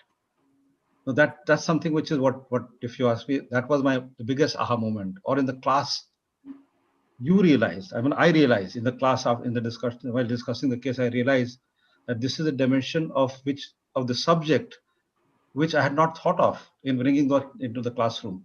And through the discussion, that dimension came out, and which actually led to, and as Dr. Zahoor and Dr. Dhanraj was saying, that led to actually picking up that thread and doing research work later on. So I would submit here that I would not say case versus research versus article versus this. I think it's an academic piece. Case is an academic piece. It's a story. And like any good story writer, right? You ask that person, he says, look, I understand the story. The others understand, I don't bother. Right? But the fact of the matter is, at the end of it, the students are my target, my other teachers are my target, which is also there. So that is where broadly the framework which Professor Chobra said, Professor Charles Dhanraj said, I'm going to share that framework which I use. And then it is reiterating what he said, but I'm just going to highlight it again. That I take the case as a composition of context, experience, and theory. It is not just one thing. For a simple reason that later on, of course, whether you write a teaching note or you don't write a teaching note, but until the decision that is going to be made of that case is based on some good conceptual framework or models, it's not sustainable. Right? You don't know how to. I use this framework to say how to solve cases, how to arrive at a decision which is sustainable, which gives you sustainable competitive advantage. So this is a question which I always keep in mind, that I'm writing a case. Am I giving enough information to the reader that the person can develop a strategy which is good for future. That's the basic idea. Whichever subject, whichever topic that we are going to pick on, right? So therefore, context is data, people, and opinion, which will help people triangulate, listen to the data. I mean, that's something that I always tell people, that when you read the case, can you hear what the data is saying, not what you're reading? Can we read between the lines? That's one. Second, experiences of people, not just those who are part of the case, in the sense that many times nowadays you have access to so much information. So can I bring in some kind of a video, some kind of a example from other industry which can actually bring in, or experiences of other people who have faced similar problems that could be brought in, and the theory, of course, is something which all of us are talking about. So when you put all these in this, then one starts looking at as to how this thing will actually pan out. But like any other story writing that you do, I don't think you right from day one, you know exactly what the case will come out to be. It depends upon, and therefore it becomes an iterative process, right? It takes maybe 3 or 4 rounds before you can really look at what it is. You can't be just writing in one shot. I will be very, very happy. I would actually like to learn from those who can write the cases in one shot, right? But that has not happened to me. And other thing which I do, that when I'm writing the case, I write it in totality. Later, you could decide which way to cut, depending upon where do you want to use the case. So part A, B, C, whatever it is, or focus on what particular aspect or second aspect is something that can be done. Or a small case out of that, a caselet out of that itself could come out. But the idea is that when I'm writing the case, I know what the problem is, right? Broadly, the problem is. And therefore, it is, first of all, it follows the typical problem solution pedagogy of really identifying what the problem is and what information is required to solve that problem. That's one. And then supporting what is the framework, that theoretical framework, conceptual framework that could go into it, which will help me in writing the teaching note later on. That's something which it's a different thing, that I don't use teaching notes when I'm discussing the case, because I find them sometimes very restrictive. So, I teach the case the way I feel I wanted to use, and that's a request that to everyone. While teaching note could be helpful, but please do not get restricted by that. It's a very good tool to restrict you. It's to make the case teaching very easy, but it's also very restrictive because it's one person's view of the case. It's not, and therefore, as a teacher, it becomes imperative on me to bring out different dimensions in the classroom from different students or participants. And what is interesting, that same case, all of you must have experienced it. Same case has been, different issues come out, discussion takes a different way altogether, and the kind of theoretical framework that you wanted to bring in, that anyway you bring in, but there are new things that come out of the cases when you're discussing the case. So I would take it as a story, and I'll finish by saying that let's take it as writing a story which you love to write, right? And please write it the way you. I'm glad Dr. Zohar was saying that there's no one style of writing a case. Please not get bound by that particular style. There are broad guidelines which make a good case. That's fine, but I think first thing is that, like any story, it has to be interesting to read. It has to push you to think, right? And it has to certainly give you that aha moment while reading the case itself, that yes, I think there is something in it. Let's go for the treasure hunt, right? And there are different ways that we can write the cases: the individual based, organization based, the cases which are open with no problem, the cases which have specific problems, right? The cases which are very heavy on data, cases which are not necessarily data heavy but qualitative in nature, conversational, right? So there are so many ways to, and again, I conclude by saying that if I were to write a story, and if there is a framework for a story, please follow that. But most people do not follow a framework in writing a story. All good stories have their own way of presenting themselves. Thank you, Dr. Saxena. Thank you very much, Professor Sinha.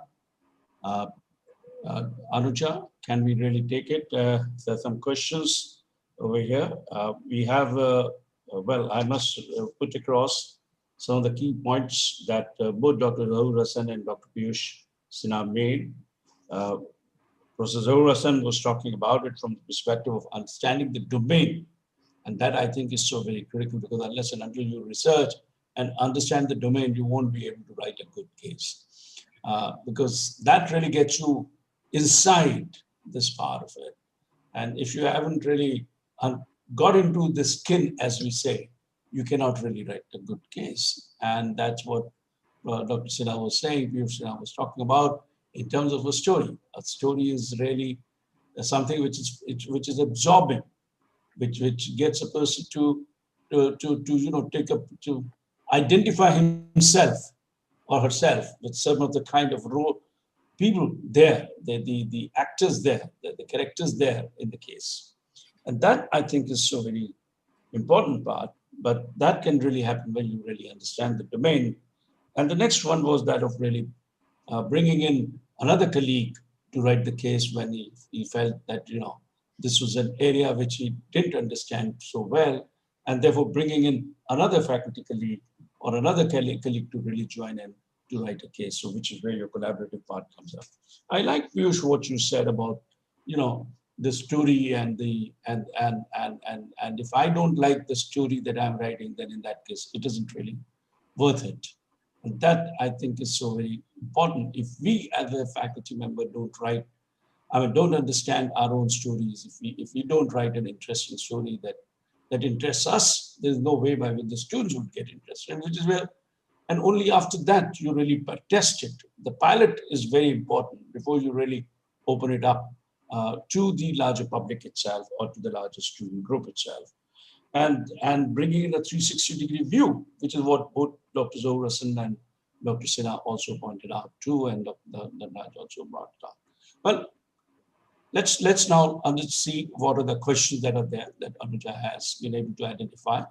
We'll take about 2 questions, and with that, first question, 1 round, and then we go to the second round with 1 more question or the 3. And if the time permits, because we are already hard pressed with the time now, we got to do a hard closure at 6:45. So the first question is, what are the creative ways to write cases? Would personal connotations also are okay to be included in the case study? This is for Piyush Sinha, sir. I'll repeat the question. Yeah, please. What are the creative ways to write cases? Would personal connotation are also okay to be included in a case? Yeah. First of all, if in most cases, when you are writing a case, it is a story of somebody else, not your story to start with. Because there is a protagonist, there is a situation that is being described. So and therefore it is a kind of it's always good to take a third person's view on the whole thing, because then you are not aligned to a particular thing. You are trying to narrate a story as a third person. That's something which is there now. Having said that, I think personal experiences, personal anecdotes, all that can add value to it, because if you have had a similar experiences or similar kind of narratives which could be brought into the case, that's something that's something which can be brought in. Different creative ways. The answer is as many of us. Each one of us has to have our own style of writing, right? There is no given that this is the only way that the case can be written. Maybe the structure is there, but that's also not a sacrosanct structure. We tend to follow it because everybody writes that way. That's what it is. But the basic principle, as I've been saying, that right from where the word go, it has to be riveting. That's it. Till the end, right? If one cannot finish the case in one sitting, that means case is yet to achieve its objective. Thank you. Thank you, sir. Another question is for how to develop cases for practical subjects like accounts. Would Dr. Zahur Hasan or I can try to take that, although I'm not, accounting is not my area. That's a tough one. And I think if you are teaching the entry-level accounting course, and I've had my colleagues work in that area, you end up writing cases which are more like exercises. I've used to teach quantitative methods, and we would have 2-page case where you given the data, given a certain situation, and you'll have to just run a model through and then analyze and sensitivity analysis and all that. So, but if you come to a more advanced accounting situations, there are situations where you can write. I think the questionnaire is probably coming from the fact that here you have to do a lot of number-based analysis for which you need a certain structure. Then, of course, cases can be written to achieve that objective, but the class handling has to be very different. Then the class will be very structured. When I teach something which is very quantitative, then I would actually lead the class through those 5-6 distinct stages, get a closure on each stage before you get to the next stage. Otherwise, students are going to be confused. But if I'm teaching something which is more broad-based, then the structure can evolve through whatever the students are saying. So I'll go in with the class with a very loose structure, as long as I'm very clear that out of these 6-7 things, at least 4 or 5 should come out. But in a quantitative subject like accounts, you need to go in with a very clear structure. And you can write cases. I don't know about India, but in Pakistan, interesting situations sometimes are not available. People are not willing to share some of the financial data. So that could be one challenge. Yeah, Anuja, any other? So the second question is in the connection of what Dr. Zahoor was talking about, that when there is lack of data and companies are reluctant to give that information, how do we tackle that? You have 2 choices. One is give up writing that case if you are sure that you're not going to get actual data, or try to find some proxies. I have had this situation where they're not willing to give you the actual numbers, say in terms of the actual revenues or the profits, things like that. So you try to find a proxy which will give students a feel of what's going on. Maybe the number of customers, the something which will actually help you achieve the objective. And in some cases, you walk away. I mean, if you don't have the data that you need to actually build the story, as was mentioned earlier, then it's better to leave it. And sometimes after 1 or 2 interactions, you say, fine, maybe I can bring this person to class to talk about. And usually people are more open to talk about things in class than they are willing to actually let you write. So I have used another approach, which may be of use. In those situations, I do what I call live case. And some of those live cases have led to real cases. What I'll do is that I'll bring in a person, I'll give them a set of questions, which I want them to cover. They will actually make a presentation, maybe half an hour presentation or something like that. And then I let the students probe based on that presentation. And I usually record that session, notes, or I can do an audio video recording. And once the person has liked that environment being in the class and gotten excited about it, in almost 80% of the cases, they are more open to sharing information and they are less reluctant. So, I mean, that's one way which has worked for me. That's so great. I think one more question which is there which is almost opposite to this one, which says that if you're using public domain data, how do we handle it into a classroom? Professor Charles Dhanraj, would you like to quickly take a... Yeah, I think, see, right now you have access to so many databases, like even private companies, you are using like $1 million database and stuff. So public data is all, I mean, we should be able to make use of them. Now, again, the point is you're providing an intellectual framework on what is a commonly available material. So the proprietary or the uniqueness that you bring to the case is making it into a teachable moment. It's not so much of like what I think Professor Zahoor mentioned, like it's not like just making an accounting statement and it's not like writing a mathematical problem, but you are creating that ambiguity, that what you call that the tension that Geeta referred to. So that's where our creativity comes in. So it doesn't matter whether you are using public case or the field research, but can you create that type of ambiguity that leaders and managers have to deal with? If that an answer is yes, you got a case. Right. Well, with all this, I'd like to thank all my fellow panelists. It's been a wonderful late evening, I would say, and concluding session is always one of those that should lead towards a much more kind of a, I would say, a thought generation and the churning of mind. And I can see that coming over when I look at the chat box and see some of the comments that have been coming in. It's been a wonderful kind of a session with all my three colleagues over here, three panelists over here. Thank you very much, Professor Dhanraj, Professor Zahoor Hasan, Professor Piyush Sinha. As well, with this, we will close for this particular session. Thank you very much. Yeah, thank you for the opportunity. Thank you. Thank you. It could have not been better than this panel to elaborate on the theme and share experience of global case authors. Thank you so much, Dr. Rajan Saxena, for knitting the session so beautifully. And thanks to our distinguished panel, Dr. Dhanraj, Dr. Hasan, and Dr. Piyush Sinha. With this, we come to an end of the day. But before that, I invite Dr. Anuja Pandey, Head AIMA India Case Research Center and Associate Professor of Marketing at AIMA, to tell us more about the rules of the competition, which is going to start tomorrow. Over to Anuja. Thank you, Soumya.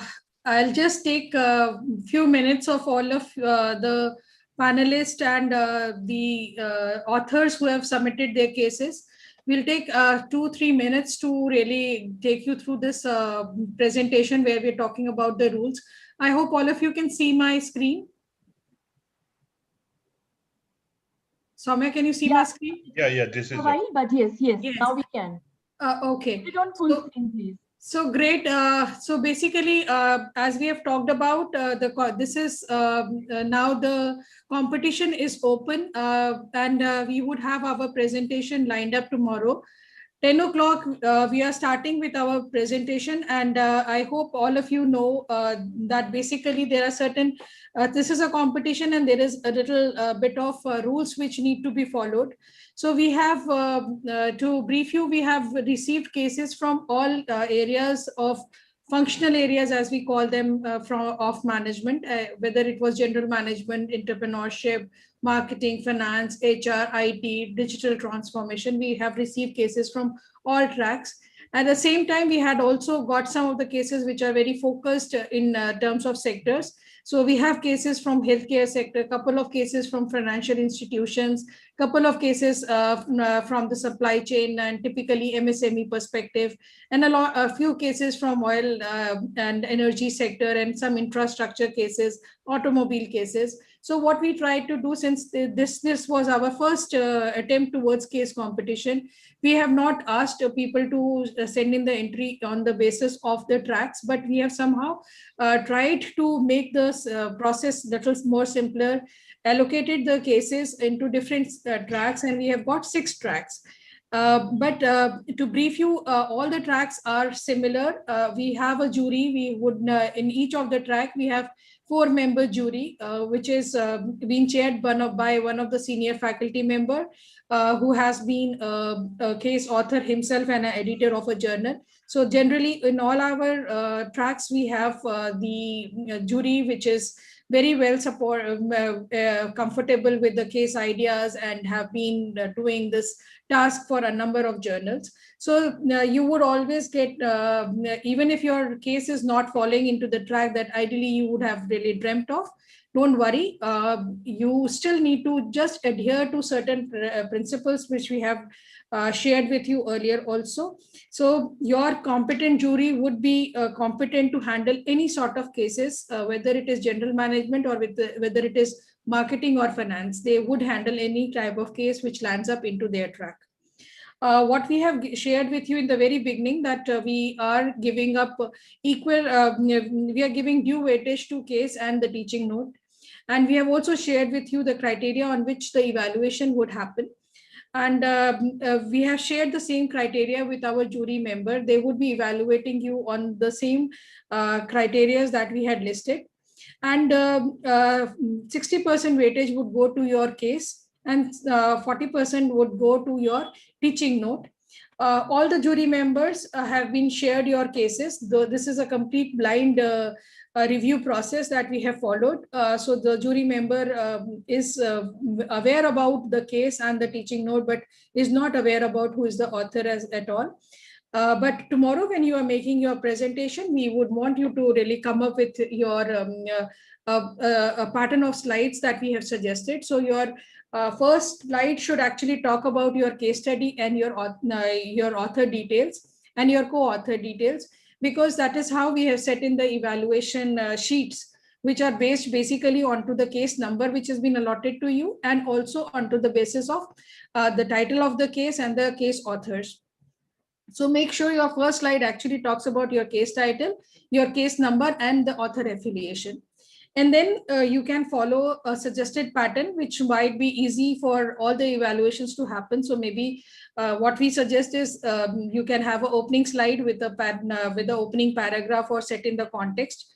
You can have the second slide, which talks about your organization background, or maybe the background of the case, where exactly it has been set in. The other subheadings and the annexures can be the other slides that you can be using. Your key dilemmas and your action point for a case reader should be very, very well brought out during your presentation. Your key learning and teaching objectives should be very well spelled out by you. Your case teaching pedagogy, the audience to which this case can be administered, whether it is a training case, it is a MBA classroom case, or where exactly do you find it, you should be very clear in setting up your audience and your teaching pedagogy. You should also be very clear that what type of concepts you want to teach through case, or is there is specific model which has to be taught through the case. What are the pre-reads that you would advise? Everything should be very, very well brought into your discussion. And if you have tested your case in a class, as I think a lot of panelists today were talking about, that ideally a case needs to be tested in a class to really come up. So if you have done this type of testing in the class, please share your observations there. And maybe the scope of evaluation or application of this case into various management curriculums that we follow. And maybe if you have done some kind of interviews with the protagonist in your case, please bring out those interviews with yourself and do the due acknowledgement to the organization from where the case has been pulled in. But I would also like to tell you that this, since we have given you a very limited time, and the idea is not to, because we want to squeeze in some kind of time, but it is that how well prepared you are as a faculty, as a case teacher. In 10 minutes, you need to really make your presentation. Maximum time allotted would be 12 minutes. Then it would be followed by a Q&A by the faculty members. And there might be also a question or a two question, which we can take it from the peers who would also be joining you there into your case presentation. So ideally, you need to wrap up complete presentation in 15 minutes. Since most of your jury members have already gone through your cases, they might be ready with their own questions. So please address to their questions. Question handling is very, very important in your evaluation process. So over to all of you, the best you can do into your presentations tomorrow. We would advise, please look into AIMA website, where we have put in the tracks. In case you have not received mail from us, ideally, all the mails have been sent from our site to all the case authors and co-authors with the tracks and the links to join the sessions. We have also supported you with a manager who has been assigned to each of the track. And I'm sure a couple of you would have already received calls from my support team about your presentations tomorrow. So they would help you in joining into your session and also guide you in case you need some support in fixing up your presentation. In case you have not received any calls from us and you have not even received any mail from us, please look into our AIMA website. The link I have shared into the chat box. Please look into it. All the tracks are being listed there, and we will, if not updated right now, but we'll, if not updated, we will get an updated link with all the tracks and the Zoom link and the passcode there. And in case you still have any challenge, you can always write to us, reach out to us. My team is available. I think my colleague Shiny has been contacting a lot of you in the last few days. You have been receiving a lot of calls from her regarding your case and the tracks. She would be available to help you out. Apart from that, as I said, I have my whole faculty team from AIMA supporting you in the jury meeting. So maybe if you have any challenge there, please reach out to our AIMA faculty members. They would be supporting you into the whole process. My colleagues are also reaching out to you. Please make sure that you make your presentation. The timing of presentation is 10 to 1, though we have kept the slot from 10 to 2 in case somebody is really challenged, then we can still try to accommodate all the presentation. So please do not hesitate in reaching out to us in case you have any kind of challenge in logging in. My team members would be available. And in case there is something which is really urgent, you can always call me. I'm just putting up my number also on mail. So all the best to all the authors and co-authors for tomorrow's presentation. Tomorrow is a very, very critical day for all of you and for us, because the whole concept of this competition is based on the cases that you are going to present. And I wish you all the best for the presentation tomorrow. Please join in 10 minutes early so that things can be taken care. In case you want to shift your presentation early or later in the date, contact my colleagues. They would have reached out to you, but in the emails they have been marked. You can always send an email back into the same email from where email ID from where you received the email from us. So any questions, all the case presenters for tomorrow, I would be really happy to address any of the questions there.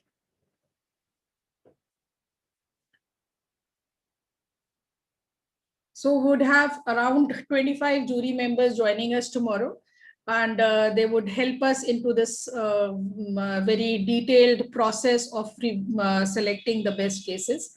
And we would, by afternoon, we would have the selected cases. And please join us into the validatory session that we are holding at 4:45 to 5:30 when we are announcing the winners of the cases.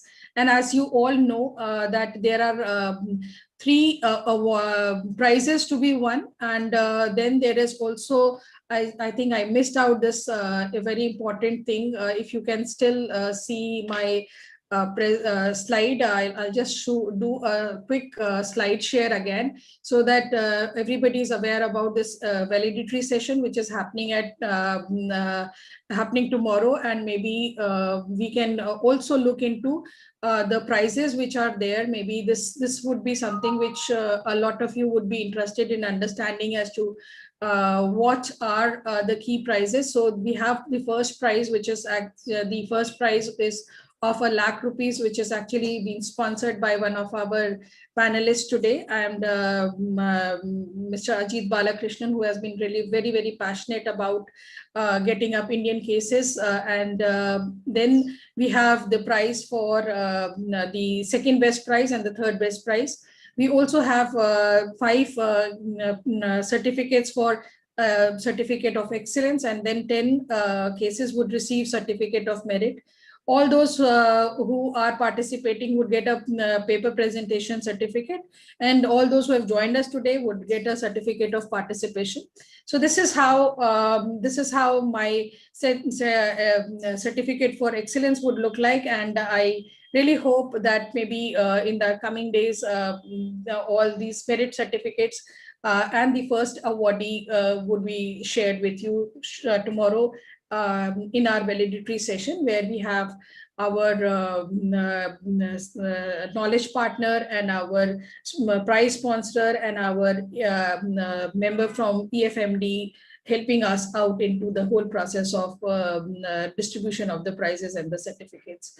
So please join us tomorrow for the validatory session after you have done your presentation, which would end by 2 o'clock tomorrow. So if there is any other question, please just type into your questions. I would be ready to help you out with that. Yes, there is a question, how can audience move from one track to another? I welcome all of you to join tomorrow's sessions, which are happening in 6 tracks. Very shortly on our website, I have shared my website link also. We would be, my event site would have the details of all the 6 tracks. The link to the track, the session ID and the passcode would be there. You can join in any of the sessions, and the tracks details are also listed. So you may be, based on your interest area, you want to join a finance track or you want to join a HR track, you can choose your track.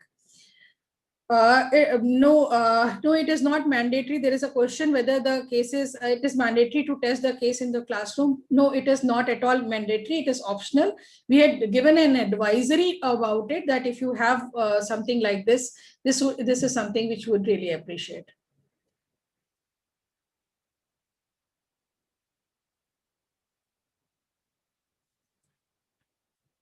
So over to you, Soumya. I think we have handled the questions there.